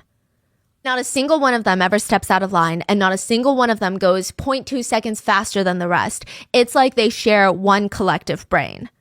And then on one side of the bleachers, there are more performers. They're in charge of the card screen. They're holding a stack of colored cards. They're like these giant poster cards, probably the size of a poster board. So think double your torso. And on beat, they can make those poster cards depict the Kim dynasty, a person, a place, whatever mosaic they want. And it's not cartoonish. It's almost like a real screen. It's almost like you're watching a human jumbotron. It looks like an LED screen. But it's managed by individual humans. So every, like on screen, like every little pixel is a human that's manually controlling it. And they have to move these poster cards very quickly. And most of them are kids. Children. Not a single colored card is ever wrongfully depicted. Not a single person chooses the wrong colored card at the wrong time or a second late. Again, it's like they share one collective brain. Most of the card flippers are children, and witnesses estimate that the crowd of children performing in the Mass Games is close to 30,000. In total, the group of performers makes up about 100,000 civilians, and it's all about a single heart society. It's like an Olympics opening ceremony, but even crazier. It's lengthy. There's multiple stories in each act. There's use of props, uniforms, spelling of words using thousands of bodies. Thousands of kids are in each performance. I mean, some of them are chosen as young as 5 years old, and they train every single day of their lives until they are deemed ready. Then they can finally take part in a mass game. And every year from then on, they will perform and they will practice for the next one and perform until they die. The kids are forced to practice over 8 hours a day, close to 13 hours a day, flipping colored cards that are larger than their upper bodies. They have to practice outside when the winters are in the negative degrees, and no pages have words, instructions, pictures, nothing. They can never get it crinkled. That book of colored poster cards is their Bible. They cannot ruin it. One netizen who went said it's like Cirque du Soleil, but on steroids. So it's not a real game in the sense that you win anything, but it's still a game. Because if you don't perform, if you misstep, if you don't scream loud enough, you could lose everything. One tourist described it as deafening. Each child, a sea of tens of thousands of kids sitting 1 foot apart trying to scream louder than all the other kids. In the end, if the kids' throats aren't gone, if they haven't screamed enough, they are simply not honoring their regime enough.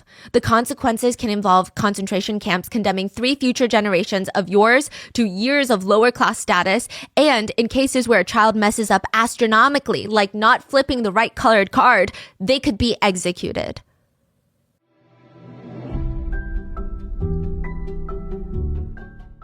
I've never thought about this until I talked to my sister the other day, and she told me that she hates drinking water. So her tactic to be more hydrated is to chug half a water bottle every couple of hours.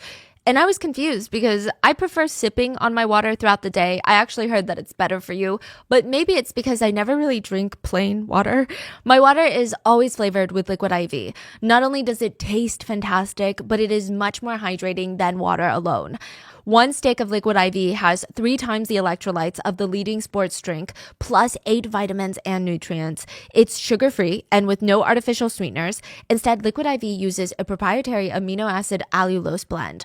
It's based on naturally occurring sweetener with the same sweet taste and texture of table sugar, but without the blood sugar spike. Liquid IV is also non-GMO and free from gluten, dairy, and soy. My favorite flavor is the white peach, but they also have green grape. Lemon lime is so refreshing. Lemon lime is my go-to after a workout. It reminds me of almost like a favorite soft drink from when I was a kid. It tastes like a treat, but it keeps me so refreshed and hydrated throughout the day, especially on days when I'm filming podcasts and just talking for hours. So if you frequently have long work meetings or conferences, or you work out, or you just like to chit chat with your friends, your throat needs liquid IV. I gave my sister a box of liquid IV, and now she always carries a couple of sticks in her bag when she's going to work for long hours. Liquid IV's packaging makes it super convenient to carry it around to work, on travel, to run errands. I recommend it to all my family members and all my friends. So however you hydrate, grab your Liquid IV Hydration Multiplier sugar-free in bulk nationwide at Costco, or get 20% off your first order when you go to liquidiv.com and use code ROTTEN at checkout. That's 20% off your first order when you shop Better Hydration today using promo code ROTTEN at liquidiv.com.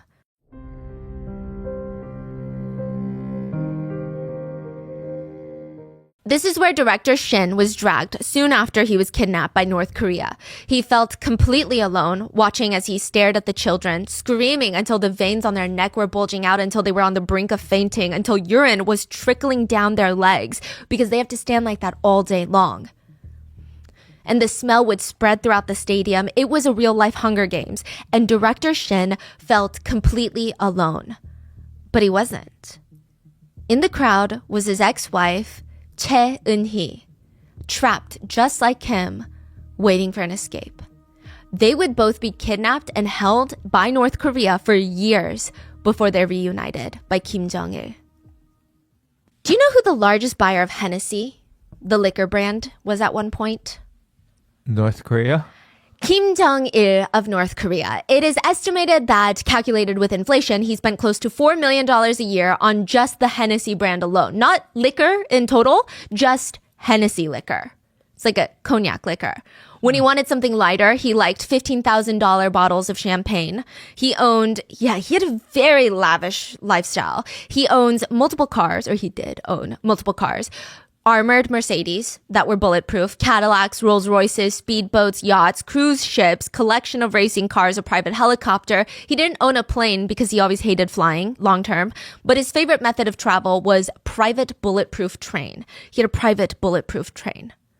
To where? Like he could just travel around North Korea in his private the railroad? Yeah. Huh.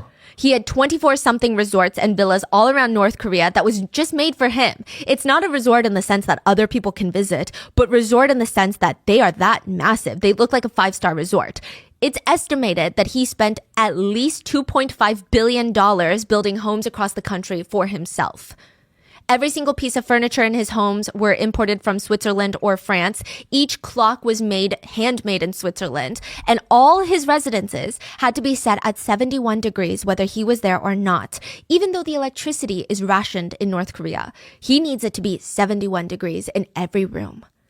Before he arrives, all the attendants have maybe a minute to spray his favorite scent of perfume everywhere. If he walks into a room and he doesn't smell it, I'm imagining blood would be shed. He had full-blown casinos in his estates, ski slopes, bowling alleys, roller skating rinks. He also had one residence where he just keeps deer as pets. You're talking about Kim Jong-il. Yes. So Kim Jong-il is the dad of Kim Jong-un. Also the father of Kim Jong-nam. Yes. Same dad. Yeah, different mothers. We're going to get into it though. Yeah. But it's rumored that another building was constructed 3 stories below water level with thick glass like the Atlantis Hotel, or you know that Underwater hotel? hotels. Yes. Just a panoramic view of underwater life. One residence had a 165-foot long underground swimming pool in the residence, which most residential pools are about 20 feet long. This was 165 feet underground. Wow. And most things that is underground for the Kim dynasty are bomb-proof, like nuclear weapon-proof is what they say. Wow. Kim had water slides for his above ground pools that make the place look like a full-scale amusement park. And that's just one of his pools. And he just had a thing for water. Many of his residences would sit on artificial man-made lakes. Kim said water made him feel calm. He even had a party building that he called the Fish House because it had a 25-foot-long floor-to-ceiling aquarium, a large ocean fish aquarium in the second-floor ballroom. And every party, the people in attendance would change. They were always the one that Kim would favorite. And he would call them, drink with them, eat with them. And they could be switched in and out. But one constant was the pleasure squad. The pleasure squad was in attendance at every single party. The pleasure squad consisted of the most beautiful women in North Korea, handpicked by Kim Jong-il, and then divided into 3 separate groups. The entertainment group. They would come to the fish house, they would sing and dance at the parties. Then you had the happiness group. They would go around the party to each of the guests or whoever Kim ordered them to, and they would massage them anywhere and everywhere they wanted. Then you had the satisfaction group. They provided sexual services to anybody Kim wanted. Interestingly enough, Kim never touched any of the girls at any of his parties. All 3 groups? All 3 groups.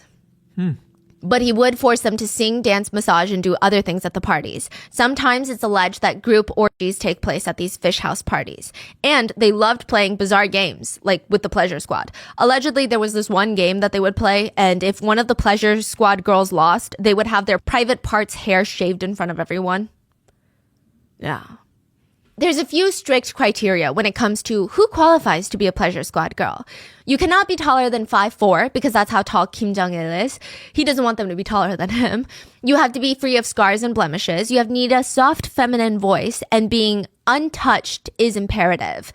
And you have to be between the ages of 13 and 15 to start.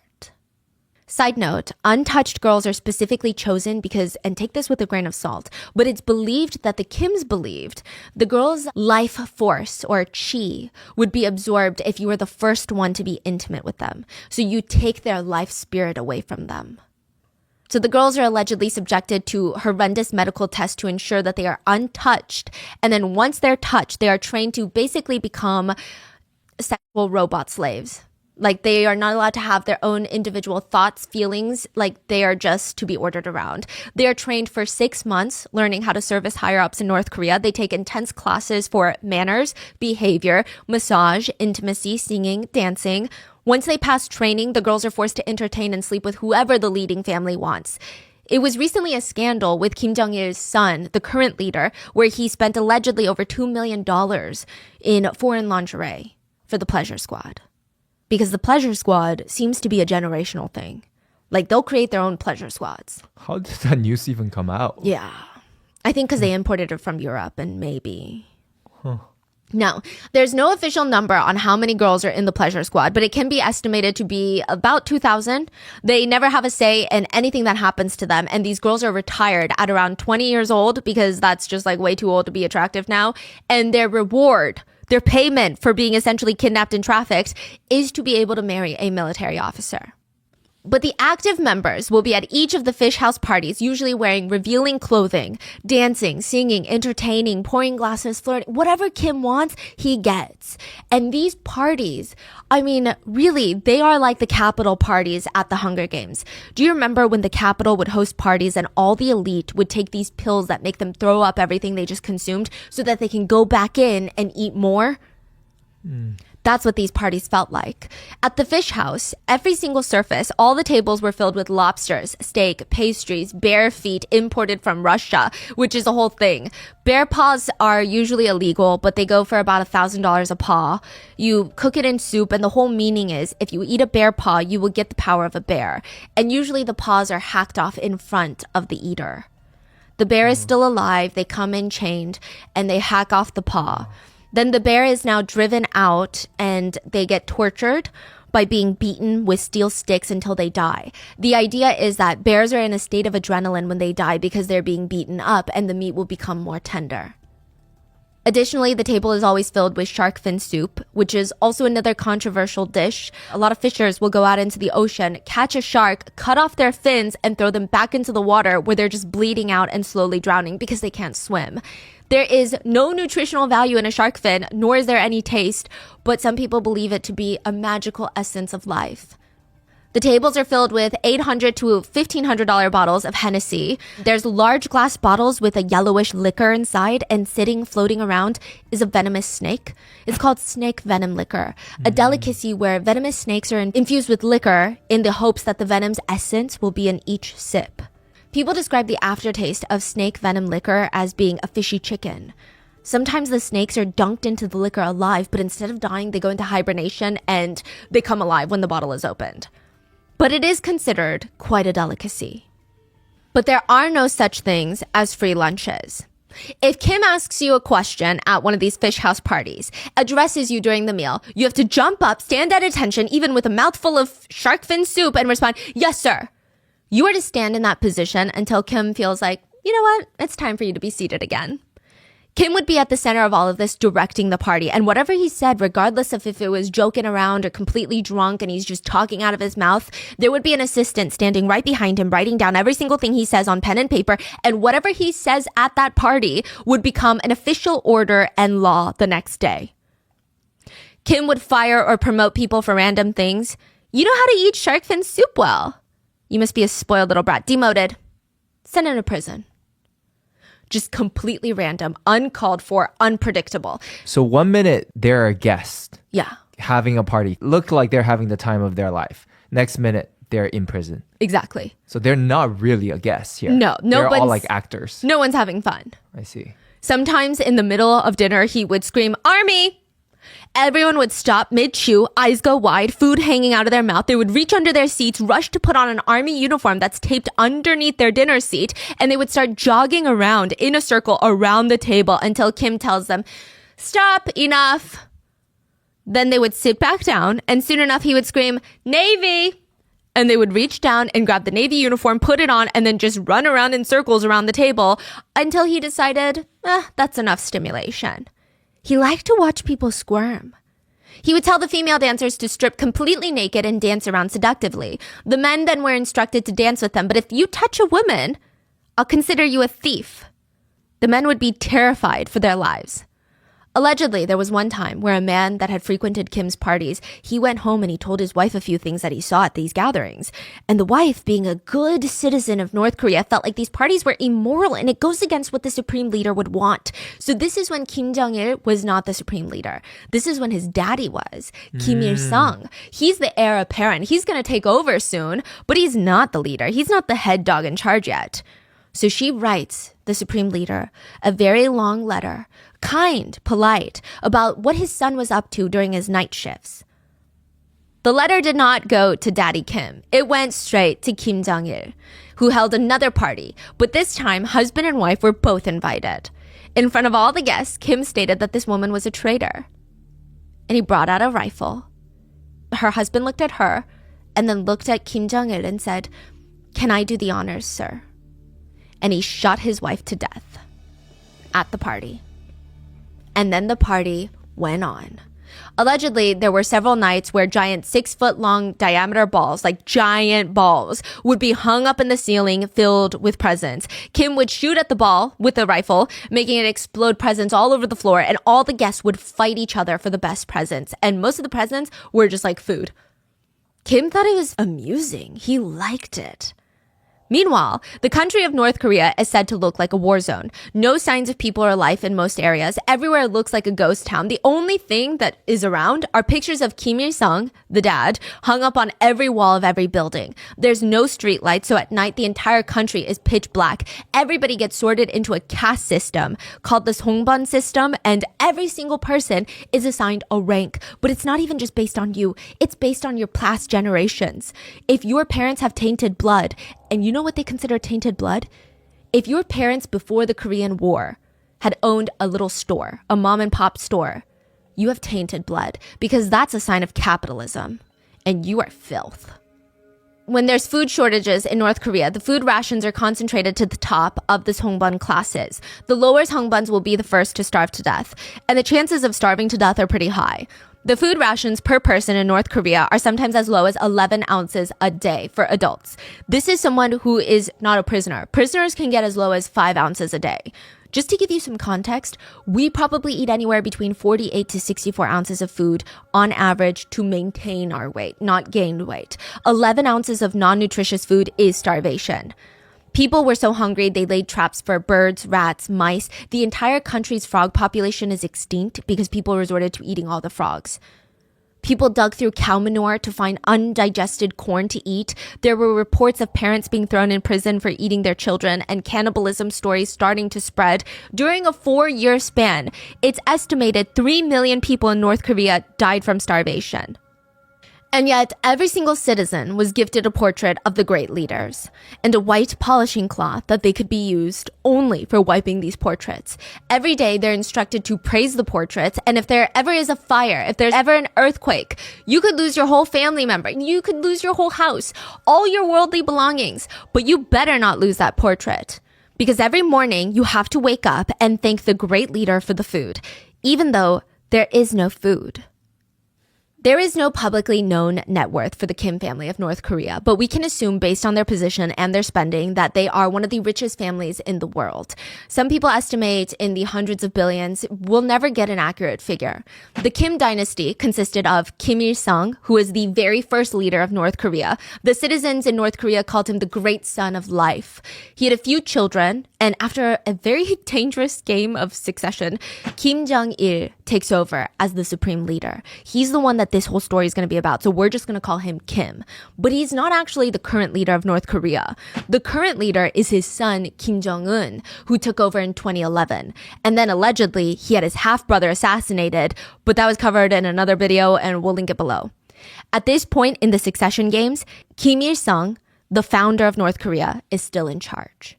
He's got a bunch of kids, and Kim Jong-il is probably his heir apparent, but he hasn't solidified it. He hasn't announced it to the world or even to his own people. So now that we're somewhat acquainted with the Kim lineage, let's talk about their business models. Because I'm not saying this, but many people have said that the Kim dynasty runs their finances like a crime syndicate. They run their finances more like a mafia family. A lot of the Kim's fortunes come from gold mines, exports of goods, factories that are set up where civilians are forced to work for basically no money and their products are exported to make a profit for the Kims. Allegedly, North Korea is a huge producer of counterfeit items, including counterfeit cigarettes, medicine, including fake Viagra, counterfeit bills. Yeah, counterfeit bills is a whole thing. At one point, they were one of the larger counterfeiters of the US $100 bill. And the $100 bills, by the way, they're called super notes by the CIA because they were pretty good. Some even speculate that the Kims were involved in the drug trade, primarily opium, cocaine, meth.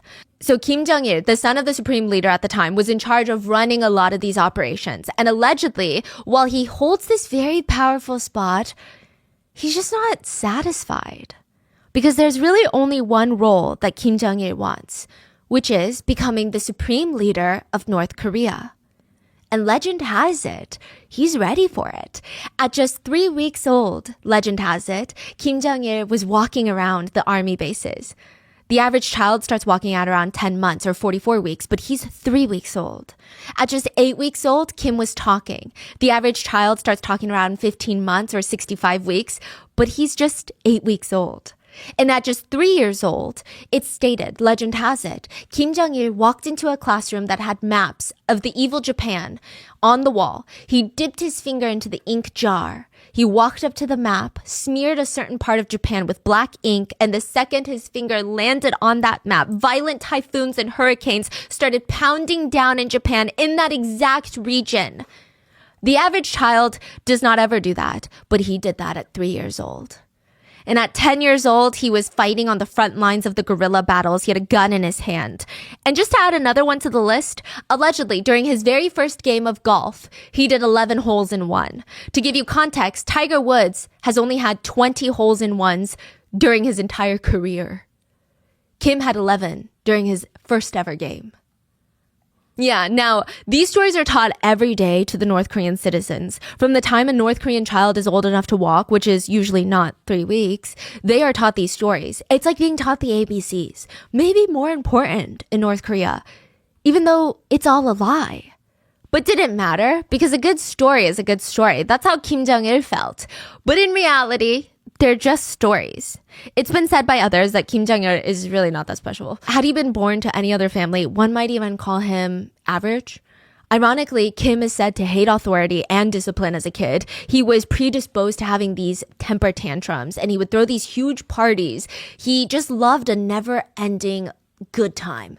That's it. He didn't care about anything else. He didn't care about studying. He just spent his entire day in his movie theater. All he did was watch movies. Kim Jong-il was a cinemaholic. He was obsessed with movies. Now, side note, non-North Korean made films are completely banned in North Korea. If you get caught watching a film from a different country, you will get sent to a harsh labor camp for at least 5 years. Your parents will probably have to go for at least a year just for birthing you, birthing someone who would dare break a law. But not for Kim. One of his first projects was actually a smuggling ring, a network to smuggle foreign movies, like from the United States, from Europe, from South Korea, from Japan, into North Korea. He called it Rescue Operation Number 100. With 250 employees, he had most foreign movies translated and dubbed into Korean. There were translators, subtitle writers, dubbing voice actors, archivists, administrators.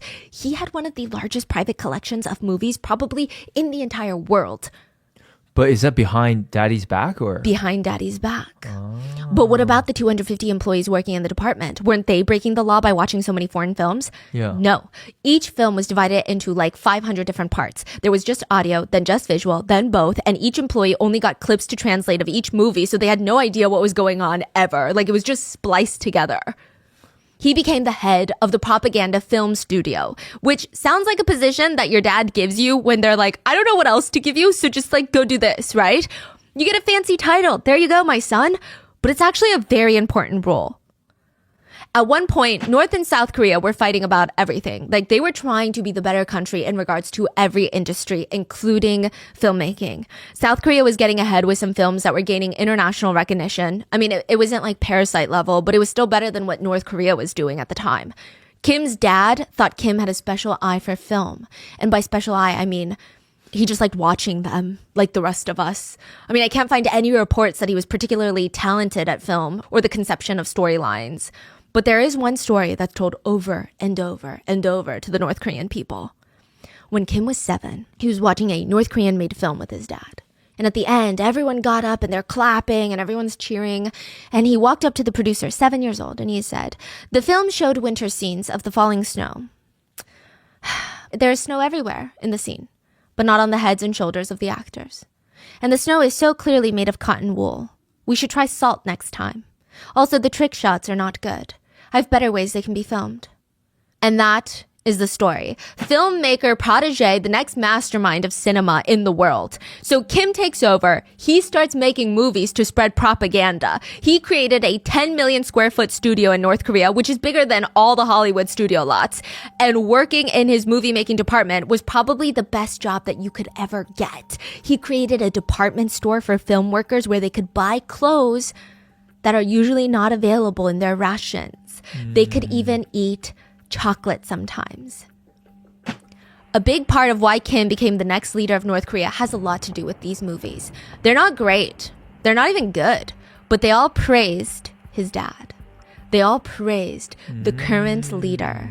I see. They got the public riled up and excited about the future of the country. They were a great tool for propaganda in the beginning. Because think about it this way. Books and lectures, they take time to absorb. It's harder, more expensive to disperse. One book a person? No, that's expensive. One book per classroom. But how do you make sure each kid gets it? And how fast can they get through the entire book? And how do you know they're absorbing the right message?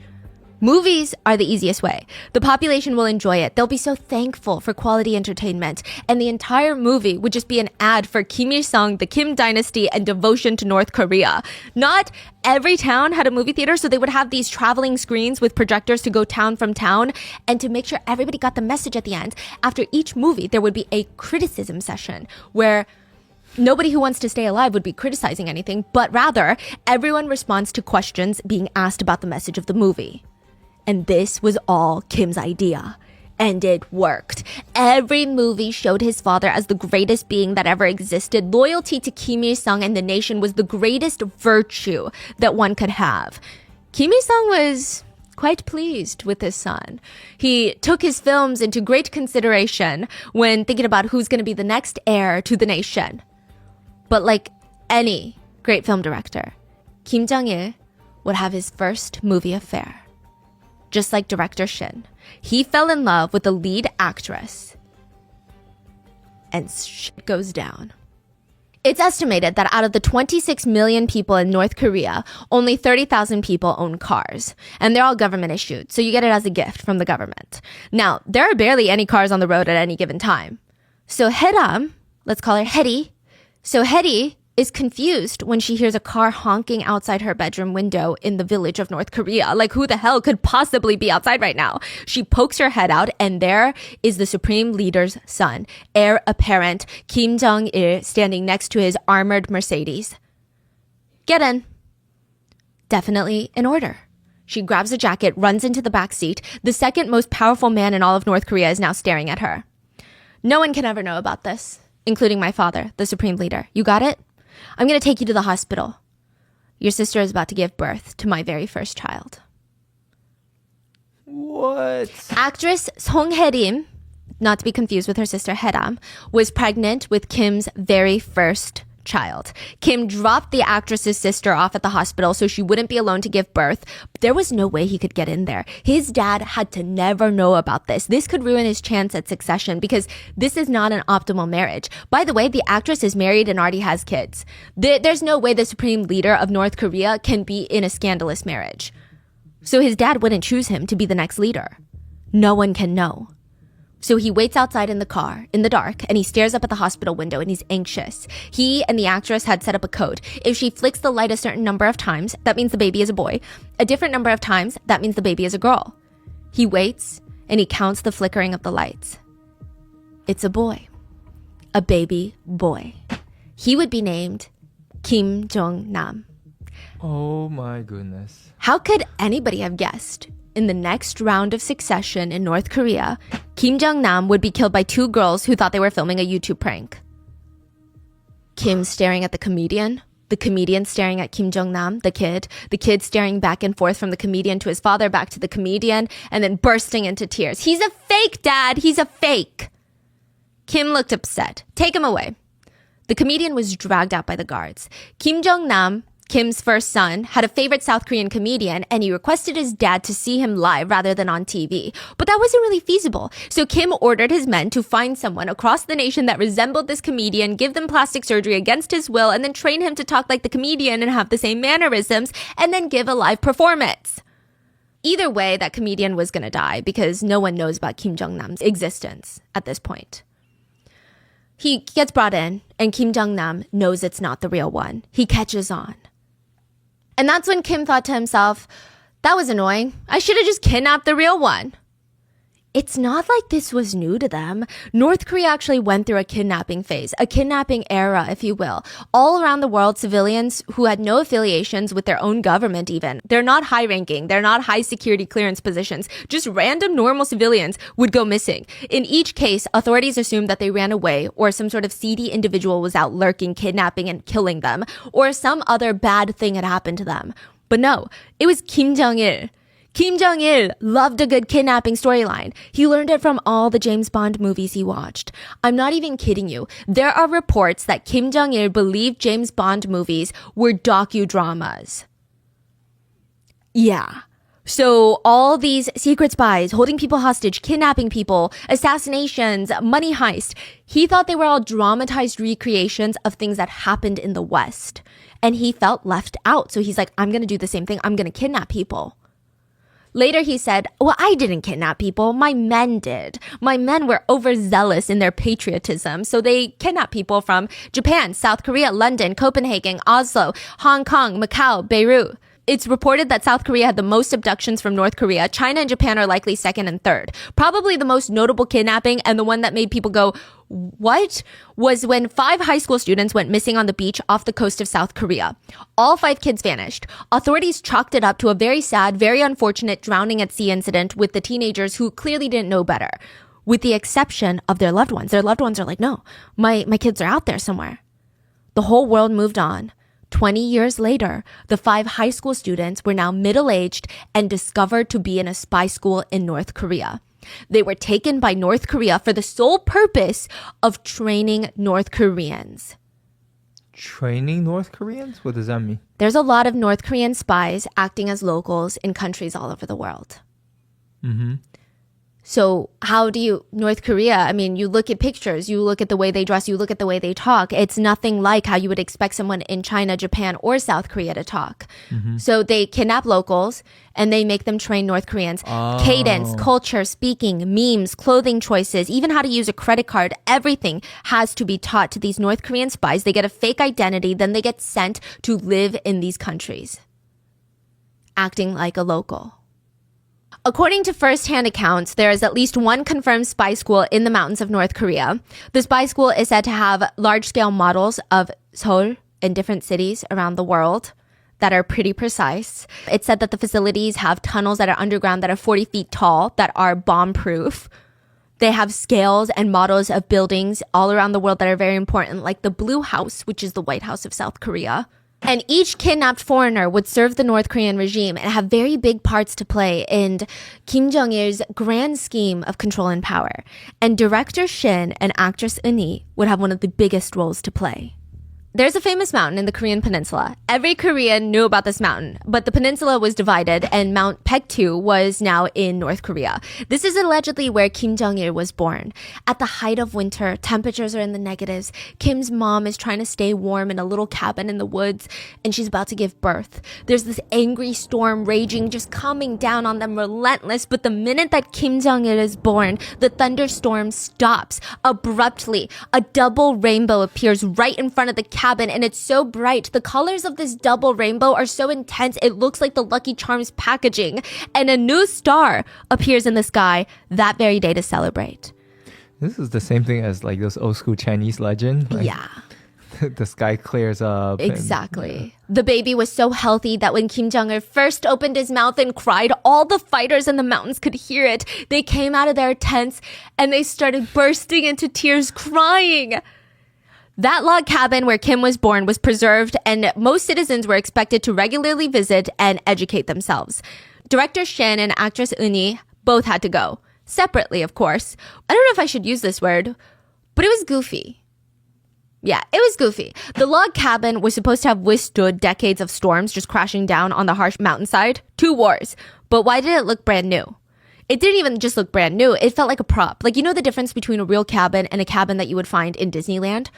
Like, there's just something off about the dimensions and the wear and tear. It just is confusing. That's what it looked like. It looked like a prop for an amusement park. But director Shin and actress Eun were separately brought and trying to convince their teachers, this is, yeah, no, I believe it now. This makes sense. This is where he was born. Both of them at first had tried fighting the indoctrination, but it just wasn't working. They would be brought to museums where there would be paintings that depicted the Americans and what the Americans did to North Koreans. There's literally pictures of Americans skinning North Korean children alive, burning the babies in a bonfire, turning them into s'mores, scalping them, taking off their skin off their heads, and then putting it on their own heads while they're all breathing, and just out of pure, like, hedonistic joy. They also showed pictures of Americans surrendering to North Korea, hanging white flags out their windows because Kim Il-sung was such a great battler. He won the war against the Americans. And yet, there were also framed New York Times articles that praised the Kim family. Side note, you know how you can get those gag gifts of fake newspaper articles? Mm-hmm. Those were the ones on the wall in the museums of North Korea. Mm-hmm. And director Shin and actress Eun are like, wow, okay, great. When the two weren't going on field trips, they were forced to read multiple hours a day, sing songs that praised the Kim dynasty. They were forced to write love letters to the Kims. It would read along the lines of, our father, our leaders, undefeated in hundreds of battles, leaders who refused to kneel before the U.S. imperialists, light of our people, etc., etc., etc., for 10 pages long. They were told, not everyone is privileged enough to write to the Kims. You should feel thankful. They said you could walk around North Korea and you could say something as simple as, "Good morning," and someone would respond, "Yes, it is a beautiful day thanks to the inspired teachings of our beloved revolutionary leader who has filled our hearts with the truth. It is a good morning indeed." Director Shin and Eunhee were also told that the South Korean people were starving and miserable, that it was better to be in North Korea than the South. The South Koreans are living hell with traffic accidents, collapsing buildings, 120 people disappear every single day. It's a place filled with criminals. American soldiers shoot at South Korean soldiers as target practice. They run them over for fun. They essay mothers and daughters in the dark alleyways. American soldiers are taking little South Korean boys in as intimate slaves on their camps. Everything reeks of American sewage. Americans just shit everywhere, and the South Koreans have to clean it up. Clearly, these two have lived in the South and knew that none of this was true. They could easily argue otherwise, but why bother? Indoctrination leaves very little room for good questions and open conversations. So once Kim Jong-il feels like both of them, Eunhee and Shin, have separately been fully indoctrinated, it was time to reunite them after years of being in North Korea, separated. Eunhee was sitting at the table at another one of those fish house parties. There's nothing exciting or thrilling about watching everyone run around the table whenever Kim feels like he's lacking stimulation. So she's sitting there just staring at her food. But definitely something is in that air that night. Kim looks pleased with himself. I mean, he usually did, but more so tonight. And another guest comes up to Eunhee, grabs her elbow and says, "Today will be the happiest day of your life." Eunhee's looking like, I highly doubt it, okay? Because I haven't felt happiness in years. She just stares down at her food for the rest of the evening. And then they all start screaming, look up, the special guest is here, look who it is. Eunhee slowly lifts her head, thinking it's some sort of general or some sort of North Korean actress. She turns her head to the entrance, and there was a very, very thin, very frail man that she half recognized as her husband, Director Shin.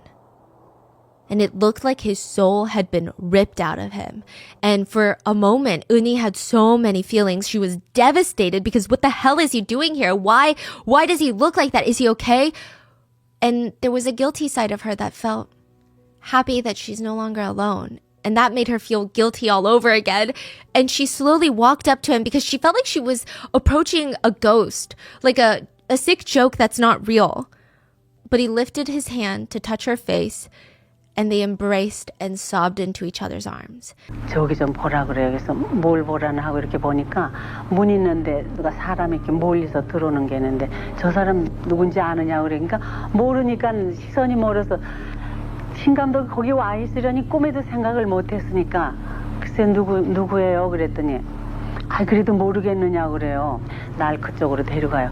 가까이서 가면서 보니까는 그 모습도 옛날 모습과 너무너무 달라졌고 아주 초췌하고 그냥 이렇게 때문에 Everyone in the room thought that they were so happy to be reunited. So they clapped and cheered, and Kim Jong-il got up and he laughed like it was one of the best silly little April Fool's pranks that he's ever played. And he pulls Director Shin to one side of him, actress Eunhee to one side, and forces a picture.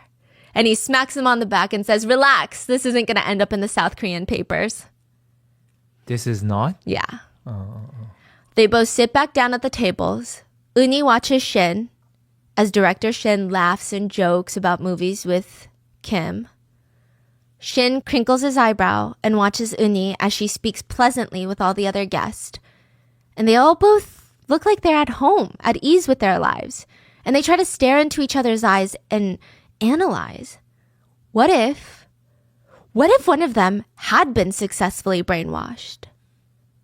After dinner, Kim thought it was reasonable that the two stay in the same villa because he wants them to remarry. He wants them to have a wedding ceremony to celebrate this reunification. It's a whole thing.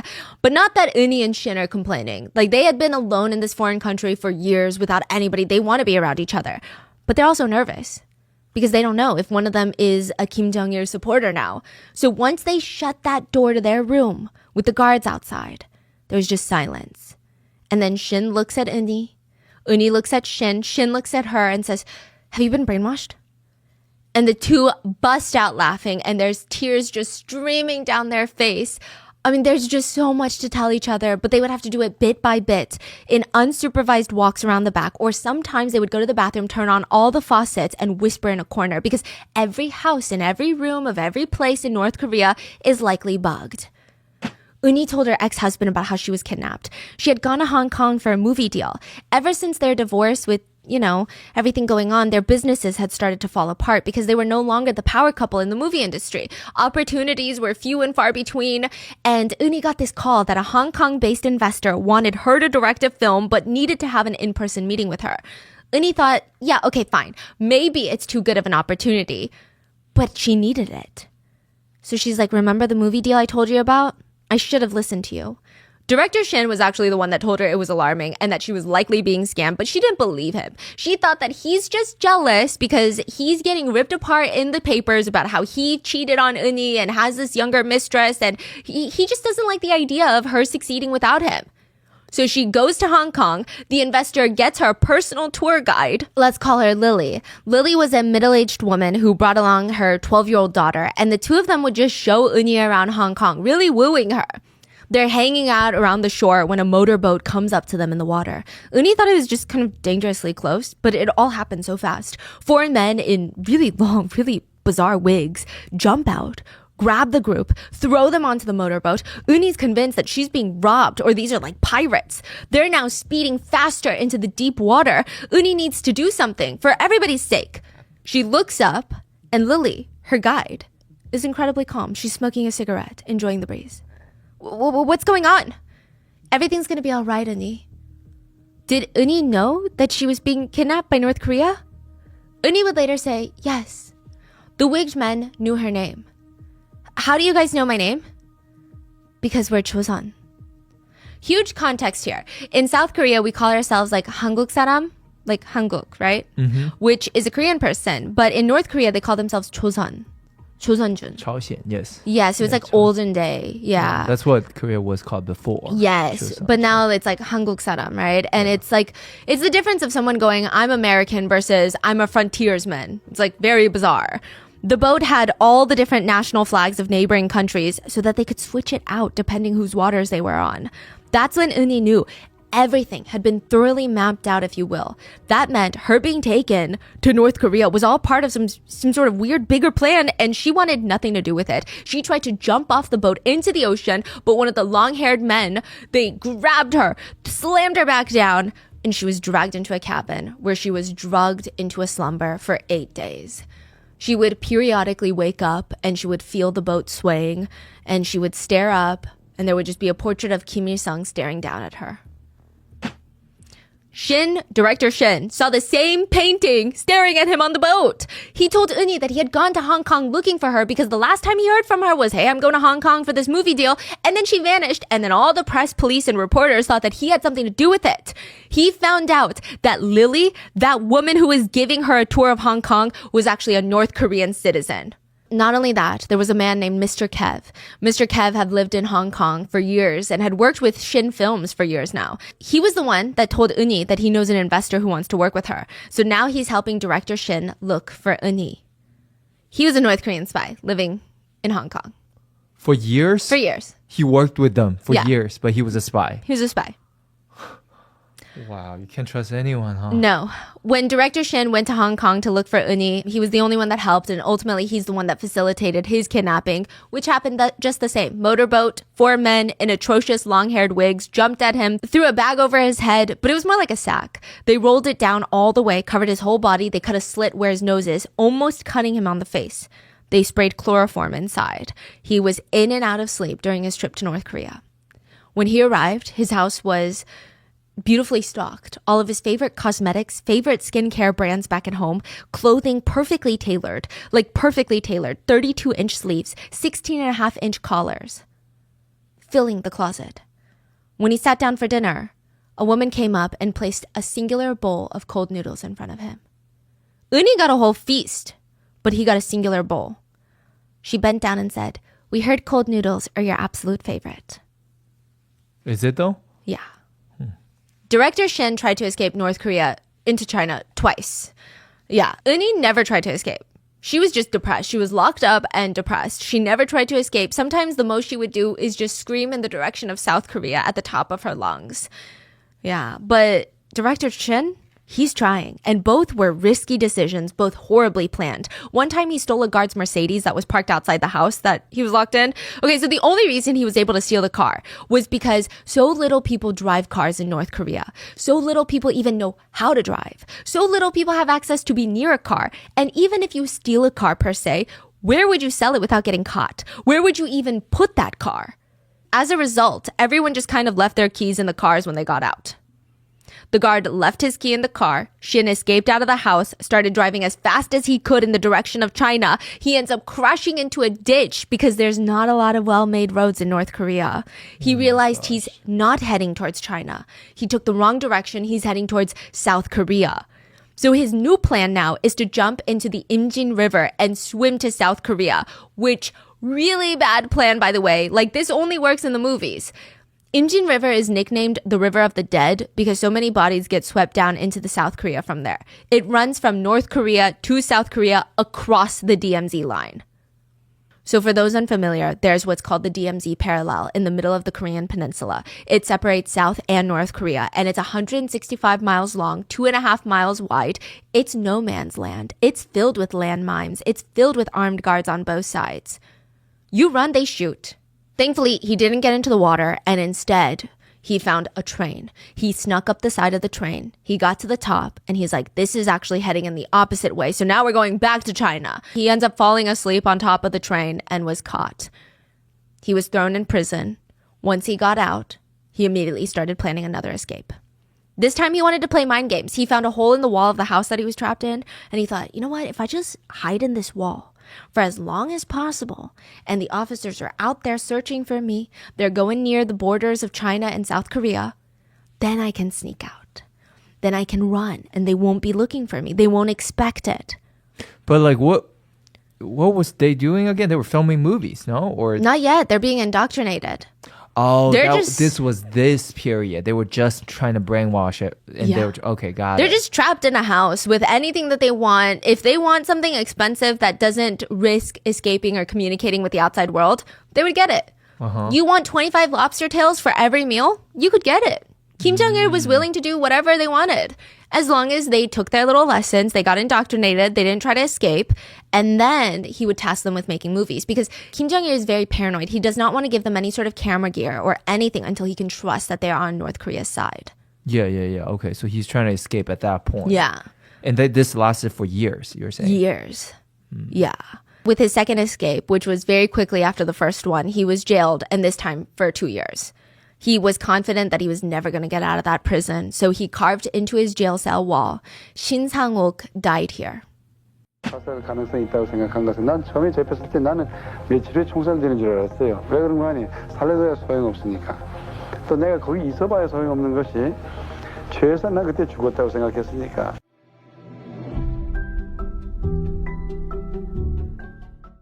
We have a really big trip coming up this summer, and which you guys might know about if you watch my vlogs. I don't even know when it's gonna be, but you can say that I'm pretty nervous. My sister-in-law is gonna get married, and I'm gonna be meeting a lot of Chinese family members that I have yet to meet.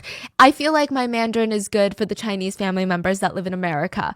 I don't know if it's on the level yet to go to China. So I've made it my goal to use Rosetta Stone every single day until then. My goal is to, well, honestly forever, because it's so fun.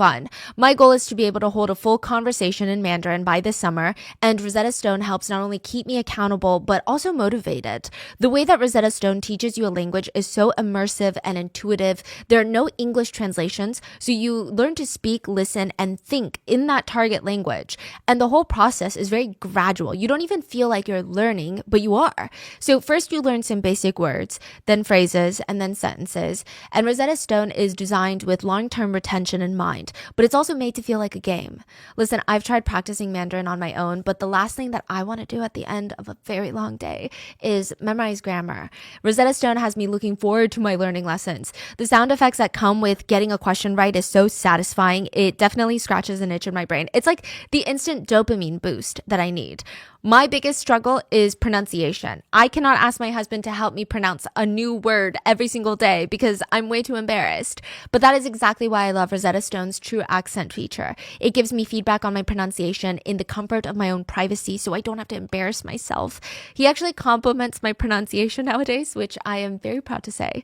Rosetta Stone also offers 25 different languages, including Korean, Japanese, Arabic, French, German, and so many more. You can download the Rosetta Stone app for your phone, or you can use it on your desktop browser. There's even the option to download lessons offline so you can take your new language practice anywhere. Don't put off learning that language. There's no better time than right now to get started. For a very limited time, Rotten Mango listeners can get Rosetta Stone's lifetime membership for 50% off. Visit rosettastone.com/rotten. That's 50% off unlimited access to 25 language courses for the rest of your life. Redeem your 50% off at rosettastone.com/rotten today.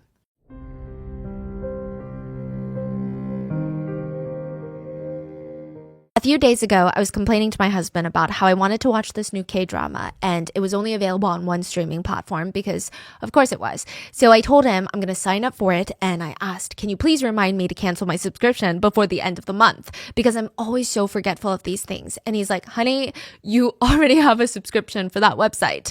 And I would have been stressed if this happened a long time ago because canceling subscriptions is like an Olympic sport. I don't know why, but also that's like money just practically down the drain because it's so difficult to cancel a subscription and then you don't end up doing it and then another month renews. But let me tell you why I'm not stressed at all anymore, because I use Rocket Money. Rocket Money is a personal finance app that finds and cancels your unwanted subscriptions, monitors your spending, and helps lower your bills so that you can grow your savings. With Rocket Money, I have full control over my subscriptions. I can see them all listed out in one place. It's super helpful. And if there's a subscription that I'm like, oh, I don't remember using that, or I don't use that anymore, I can have Rocket Money cancel it for me. Plus, I have a dashboard that shows me my current monthly spending compared to last month, so I can easily monitor my spending. And it's almost like a goal to spend less than the month before. And they let me create a custom budget for myself, which I also find super helpful. And the best part is, Rocket Money will even try to negotiate and lower your bills for you by up to 20%. All you have to do is submit a picture of your bill, and Rocket Money takes care of the rest. No awkward phone calls or time wasted on trying to get customer service on the phone. Rocket Money has over 5 million users and has saved a total of $500 million in canceled subscriptions, saving members up to $740 a year when using all of the app's features. Stop wasting money on things you don't use. Cancel your unwanted subscriptions by going to rocketmoney.com/rotten. That's rocketmoney.com/rotten. rocketmoney.com/rotten.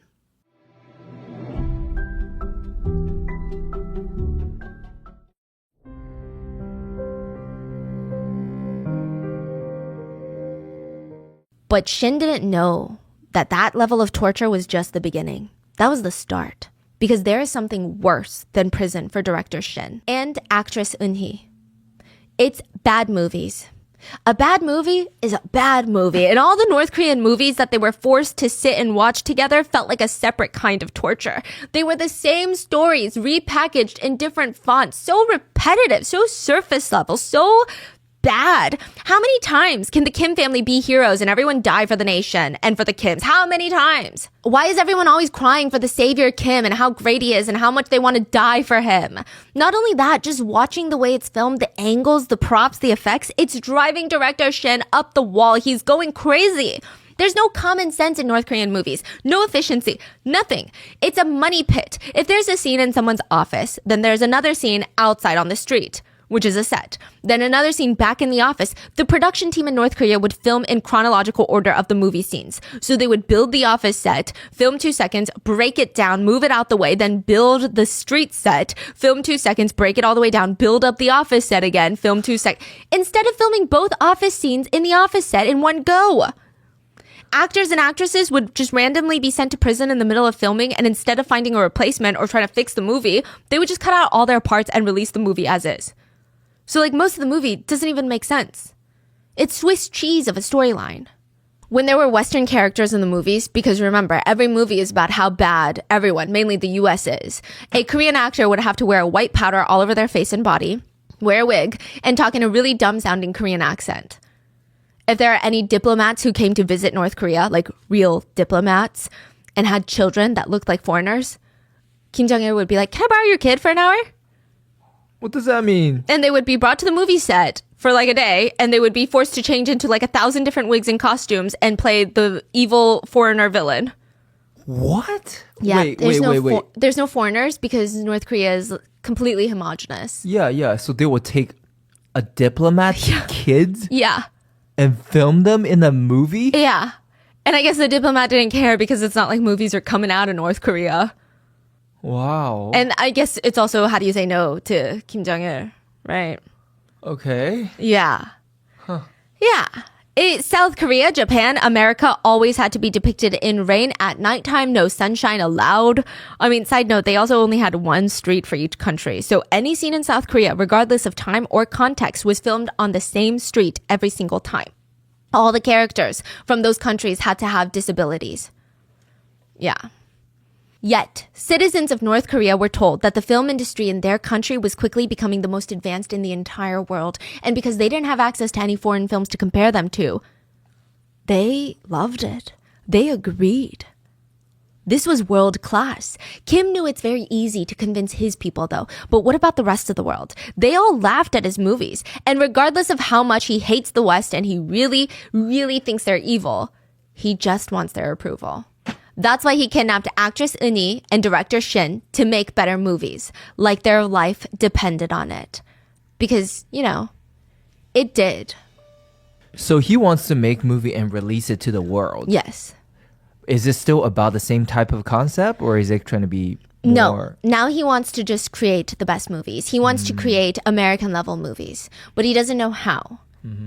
He does want some elements of propaganda. He wants to show North Korea in a good light in all the movies, but it doesn't have to be as propaganda as the ones he's currently making because it's not just for his people.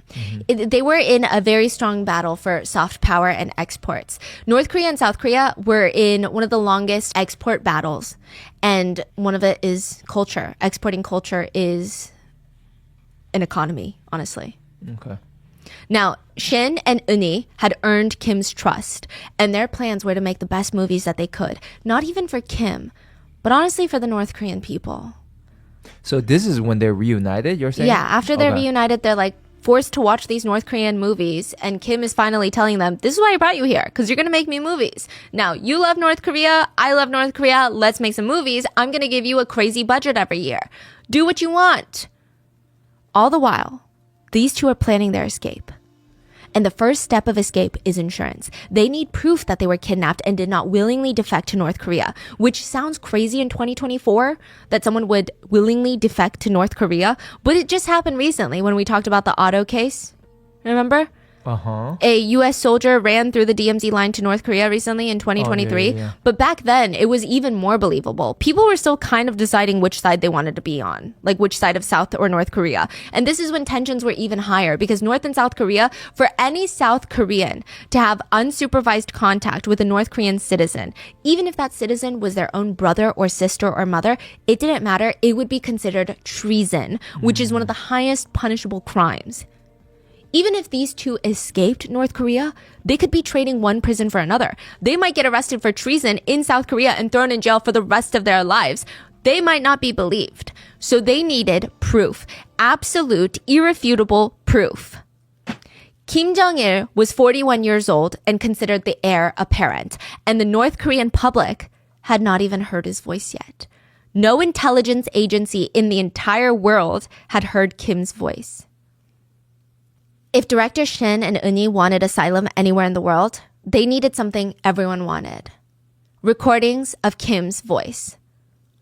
Because that would be wanted by the CIA, the feds, the CIA of South Korea. Everyone who had the political power to grant asylum and safety would do anything for those tapes. That was their insurance plan. They were going to get the first ever audio recording of Kim Jong-il's voice and expose the Hermit Kingdom to the rest of the world. The ruler of the paranoid nation. Now, just to give you some context of how dangerous their plan is, Kim kept paranoia alive in his country, but he was equally as paranoid. It's alleged that he had tunnels running under the entire country that doubled as bomb shelters, and that's how he liked to travel the most. His bulletproof train was a gift from Joseph Stalin himself. He would avoid American spy satellites. That's what he said he was doing. He was not someone who liked to be tracked, watched, or listened to.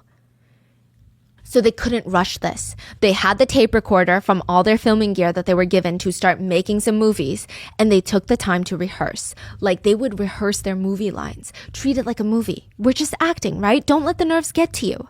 They trained day after day to perfect their body movements. Okay, sit down at the dinner table. Uni would reach into her crossbody bag for the lipstick and click, the tape recorder would be running. She would place the bag on her lap, away from his view, but not too far or too closed that his voice would be muffled. It was a game where the stakes were as high as they get.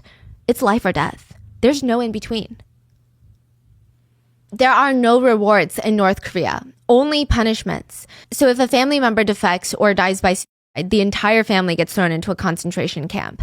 If you rescue your children in a house fire and let your Kim family portrait burn, concentration camp. If you don't mourn the death of any of the Kims enough, concentration camp. If you fall asleep at a meeting where any of the Kims are present, death. If you read any Western novel in North Korea, death. If you watch a K-drama, death.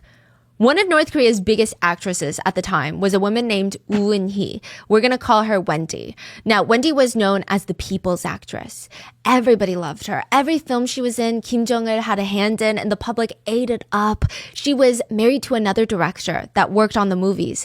And the only problem was, Wendy was a hopeless romantic, and she had some pretty dangerous affairs.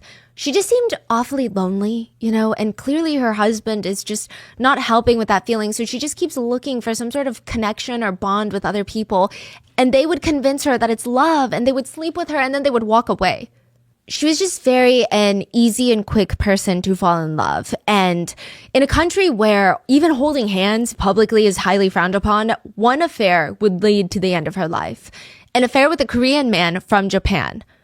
His dad is a very wealthy Japanese businessman. He funded the Kim regime for years now, and his son was being sent to North Korea to work, and he falls in love with Wendy. He starts relentlessly pursuing her. He does not give up, and for a while, Wendy's fighting back. She doesn't want it. But he's also charismatic and caring, and he's seen the world. I mean, what could they do? They couldn't get intimate at each other's homes or at hotels because hotels check permits. There was nothing. The only option was his Mercedes. So they drove it out to the park, and in the dark, they were intimate. They had the engine running, the windows closed. It's winter time. They fall asleep in each other's arms. The next morning, the wealthy businessman's son was found dead in the car from carbon monoxide poisoning. Wendy was also in the car, unconscious, but still alive. She was rushed to the hospital. She was saved. She had a husband and children, and the affair with the Japanese businessman's son not only complicated things for the Kims because he was a huge funder of the Kim dynasty, but it was a very messy public situation. And worse than that, Wendy had another man on the side. Kim Jong-il. She had cheated on Kim Jong-il, and he was not one to let it slide. After Wendy fully recovered from the hospital, all of her friends and family were driven to a shooting range with a stadium. It was packed with 5,000 people, and they were told, just you wait, it's going to be a big show. They waited in silence until they saw a woman wearing a prisoner's outfit, which, side note, it's rumored that these outfits in North Korea are designed with theatrics in mind, meaning if someone starts bleeding in one of these prison costumes or these uniforms, the blood soaks and spreads across the fabric faster, making it very visually intense. Anyway, a woman is pulled out with a bag over her head, and she's tied to a wooden pole in the center of the stadium. So the stadium right now is filled with people? 5,000 people. Okay. There are ropes around her chest, ropes around her knees. The bag is taken off her head, and there is Wendy screaming for help. When her husband and friends and children realize it's her, they start screaming in the crowd. And almost as quickly as it registered, the firing squad fire a single shot to her chest. The bullet rips through the rope, unleashing the top half of her body, and it causes all of her weight to lunge forward as if she's bowing to an audience. Then the next bullet goes straight to her head. It was winter time, and a defector once said that you see a lot of steam coming from point-blank executions of the head during the winter time. So there was a lot of steam. Then one more shot is given to the legs to break the ropes holding the lower half of Wendy's body, and she will fall to the floor of the podium. The guards will put her in a bag, take her into the mountains, and let the wild animals rip her apart. and 3 lucky children. After this, the stadium doors open and the children run in, and only 3 lucky children will get to run out with the bullet casing. Because that's a souvenir. So they sent a bunch of kids in there, and they're rushing to find the bullet casing. The ones that were used to kill Wendy, a woman that they had seen on the screen countless times, the people's actress, Kim Jong-il's mistress. Someone very close to Kim described him as being, he's somewhat likable. That's the thing. He has an ability, or rather a talent, at making people feel at ease when he wants to. When he's happy, Kim Jong-il would treat you so well. But when he's angry, he can make every window in the house shake. The contradictions in his personality can be so confusing and incomprehensible. He's romantic, yet extreme, harsh, and ultimately, he's very dangerous.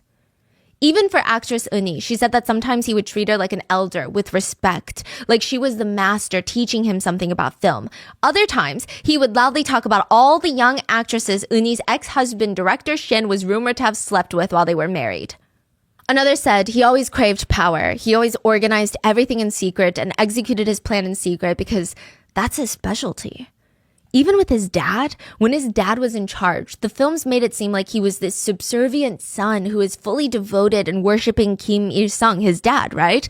But in reality, he was just scheming. He just wants to be the head. That's it. And he did this by dismantling his dad's entire inner circle. He would plant listening devices in all of his dad's closest official homes and offices.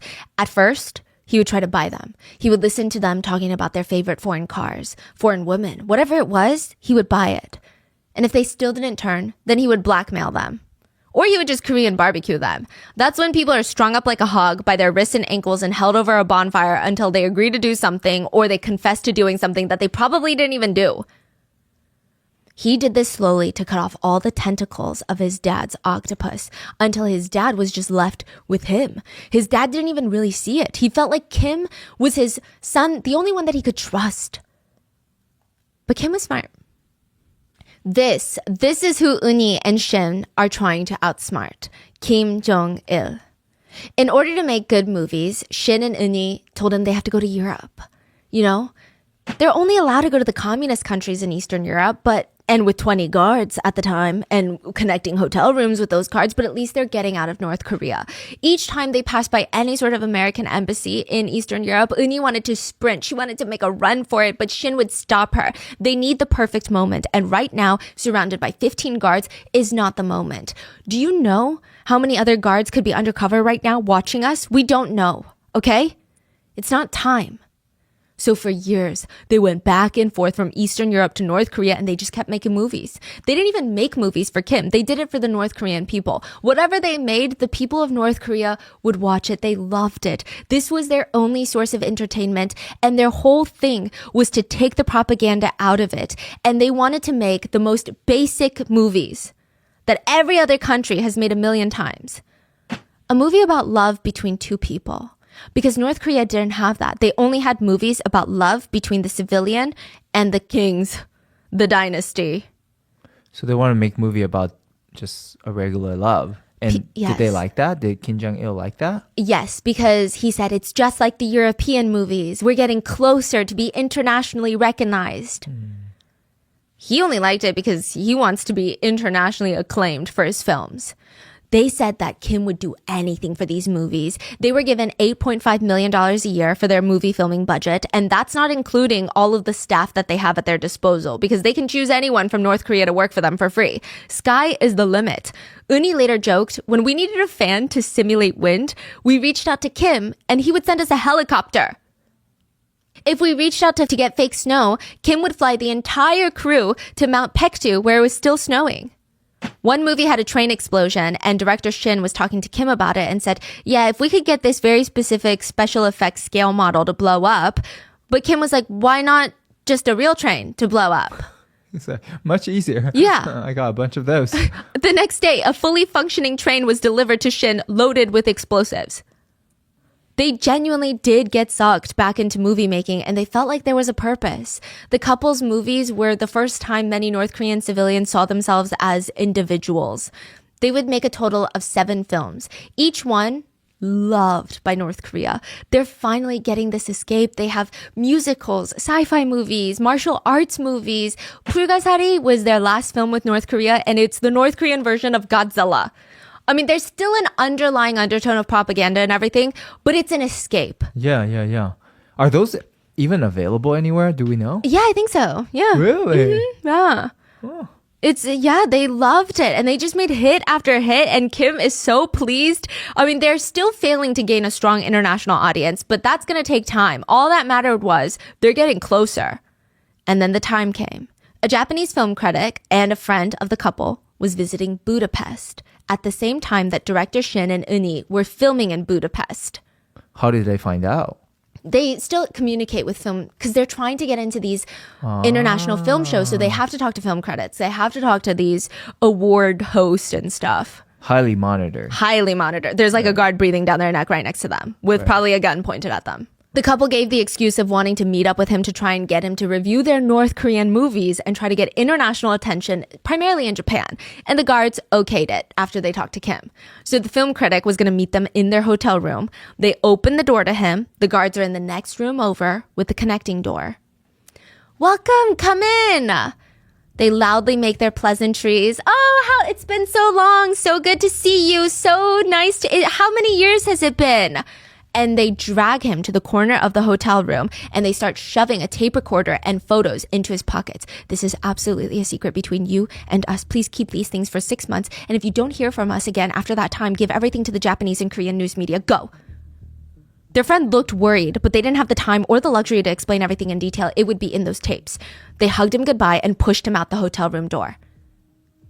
The tapes had recordings of Kim Jong-il talking about how he kidnapped them. Okay. And now they had 6 months to escape, or else that would be all over the news. And if they don't escape, that means they will be dead. Yeah. That's so interesting. What does that 6 month do? I don't know. I guess they were scared. Because they needed a timeline of like when it needs to be released. I see. Okay. 5 months had passed since they saw the film critic in Budapest. And it was all over the news. Director Shin and actress Eunhee both missing from Hong Kong, kidnapped by the North. Audio tapes were secretly sent to relatives in Seoul, and it's reported that under North Korean coercion, Shin and Eunhee are making movies to be presented to Kim Il-sung as a birthday gift. The film slanders the Republic of South Korea along with several other top officials. Okay. Shin is staring at his guards. It's game over. They're gonna die. Every international news headline read, kidnapped by North Korea, abducted to North Korea, North Koreans' operation against the South through films. Shin and Eunhee waited for the call to be killed. Kim Jong-il would not keep them alive after this, no matter how well their movies are doing. And the phone rang. They're sweating. They pick it up, and it's Kim. Take care of this. You need to handle it.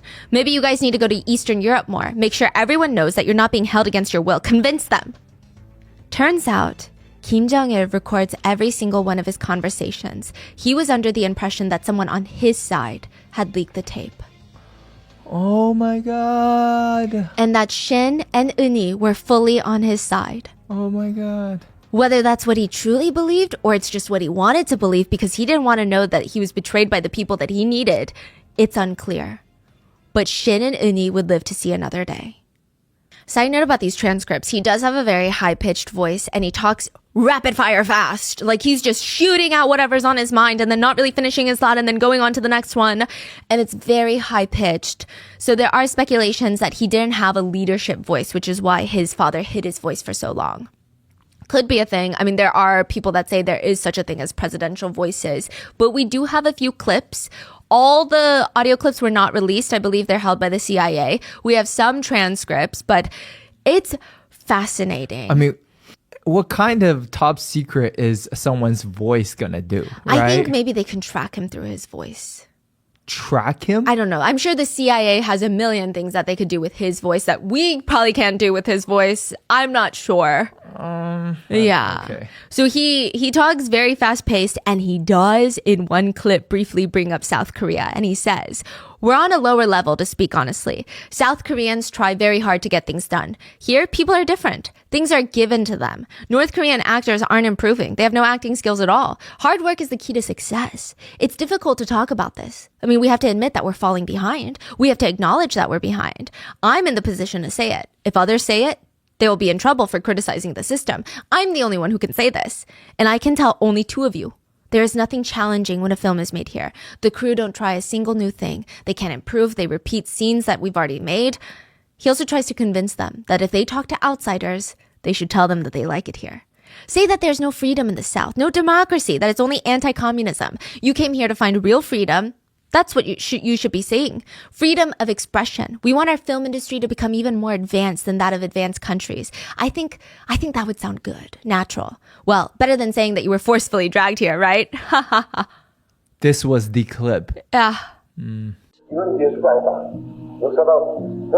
그걸 쏟지만 하면 그걸 우리 끼고 어머니와 같이 그 어머니 사망하는 장면이 있지 않습니까? 돌아가신 부모자 있는 거는 그건 예술적으로 전하지가 않습니다. 좀 아깝죠. 물론 집에 많지요. 굉장히 많다면 어머니가 그 장면 지키려면 사진 보러 물어봐야 합니다. 그래서 사진 찍으면 제가 좋아하고 After all that, Shin and Eunhee put on a show trying to convince the world that they were not forcibly brought to North Korea. They spoke about how much money there is in the film industry there, how much support they've been getting, how little censorship that they face. They became publicly regarded as traitors by the world. But that's what it took to stay alive. Nobody questioned it. They were forced to say these things, but nobody questioned it. And a lot of it has to do with Eunhee's past. So the actress, there were rumors that Eunhee always wanted to defect to the North because she, during the Korean War, was forced to sleep with North soldiers, is the allegation. She did work as an entertainer of the Northern camps. We don't know if she was forced to sleep with them, right? Rumors were brutal, and then she moved over to the South, fled to the South, and then she was placed into the Southern armies. And then there were rumors that she cozied up to a high-ranking American general and became his mistress. Everyone said she's always been a flip-flopper. So of course she would defect to the North. Every bad thing about the couple started resurfacing, like the fact that Eunhee was, at first, she married a very famous cameraman, and she was 20 years old. He was 41. Yeah. And during the war, he was enlisted to fight. He became injured, disabled, and then she left him for a younger, hotter, more successful director, Shin, left him high and dry. And of course, a person like that would defect to the North. Nobody cared for any of the other details, like the fact that her former husband, cameraman, would beat and R-word her regularly, that she was constantly covered in blood and welts while expecting her to keep the house, work 20 hours a day to make money. Or the fact that if she did have intimate relations with any soldier or general from any side of the war, it was R-word because she never consented to it. She was an A-list actress at this point, but she would take on back-to-back plays, sleeping just an hour a night every single night. This is after the war, right? And she's already made it, but she has no money. Her husband just blows all her money, and she's sleep-deprived, doing nothing. One day she's on stage, midway through the play, she dramatically faints. Not in the script. The other actors are shocked. They don't know what to do. They're confused. Director Shin was in the audience, and he jumped up from his seat onto the stage, picked her up, and ran all the way to the nearest hospital. Eunhee said he had a beautiful smile, and he looked like he had no concerns or difficulties in life. And he looked at her and he said, "Do you want to star in my movie?" It's interesting because it's hard to say if they love each other more or if they love each other's movie-making abilities more. Both were genuinely obsessed with the craft of movies. I think neither of them gave a flying fork about the fame. So together, they marry, they go on to create Shin Films, which is a big freaking deal. It was the only film studio in all of South Korea. The winning formula was director Shin would produce and direct a film that his wife Eunhee would star in. The first few movies were, they were met with skepticism because they were known as like a morally corrupt couple at the time, but she was just so good. It was undeniable. It was an elevated form of a movie. People hated them, but would still go watch their movies because it's a good movie. And then slowly they kept watching more and more, and then the hatred just went away, and the audiences are just eating it up to the point where this couple, they're the power couple. They're being invited to the Blue House to rub shoulders with the then president / dictator at the time. It was a lot. And director Shin made the biggest budget films, and he paid his wife Eunhee with the largest fees ever paid to a Korean actress. And everything Shin Films created, Eunhee was an equal partner. Like, they were ahead of their time. Wow. Director Shin would tell Eunhee every day, any film I make, I want you to be in it. And Eunhee said, that is how he said, I love you. Side note, Eunhee was unable to conceive, and she did adopt 2 kids, a son and a baby girl, and she really loved being a mom. Shin said about his wife, it was my destiny to meet her. And it's kind of hard to pinpoint where Shin Films self-destructed. It could have been when director Shin cheated on his wife. I mean, that was kind of the beginning point of the decline. It could have also been when the president or dictator of South Korea started becoming a very strong enthusiast of censorship.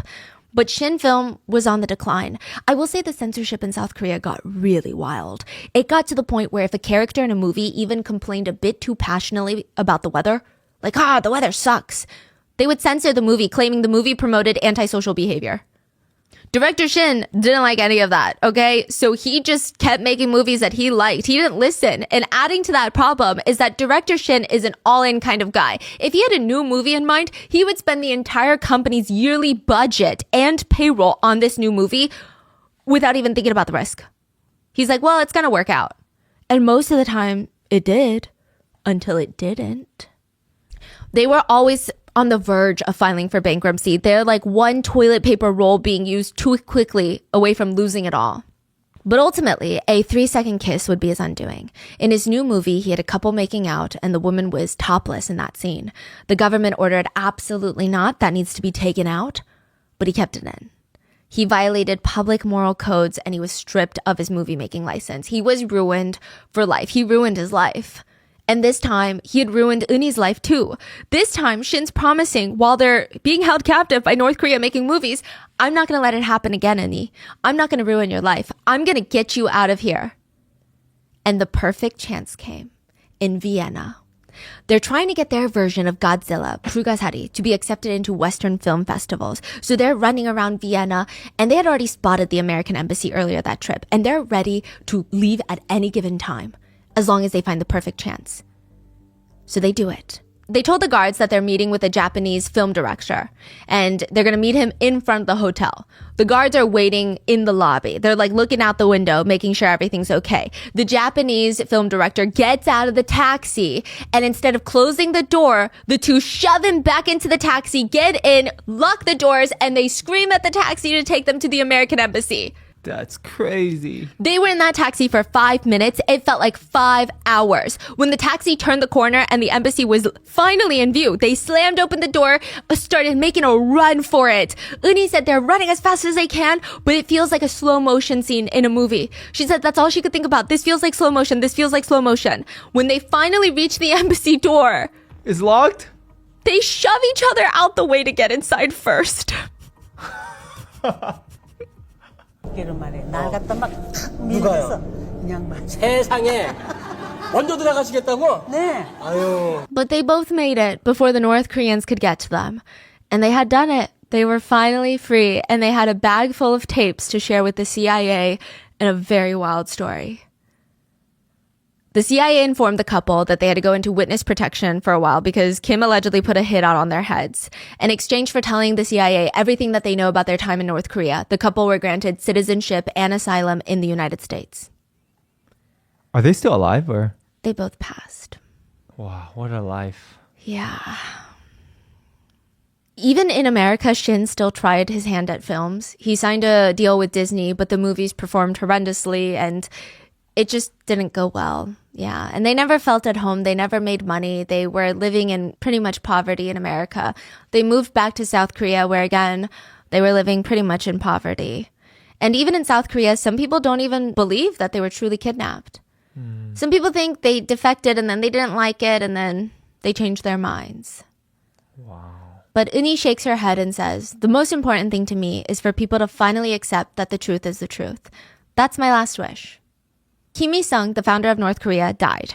There were reports of citizens of North Korea fleeing themselves off the rooftops to join their leader, but also reports of entire families and generations of families being arrested and killed, shot on sight because they were not, quote, showing genuine displays of grief during his funeral.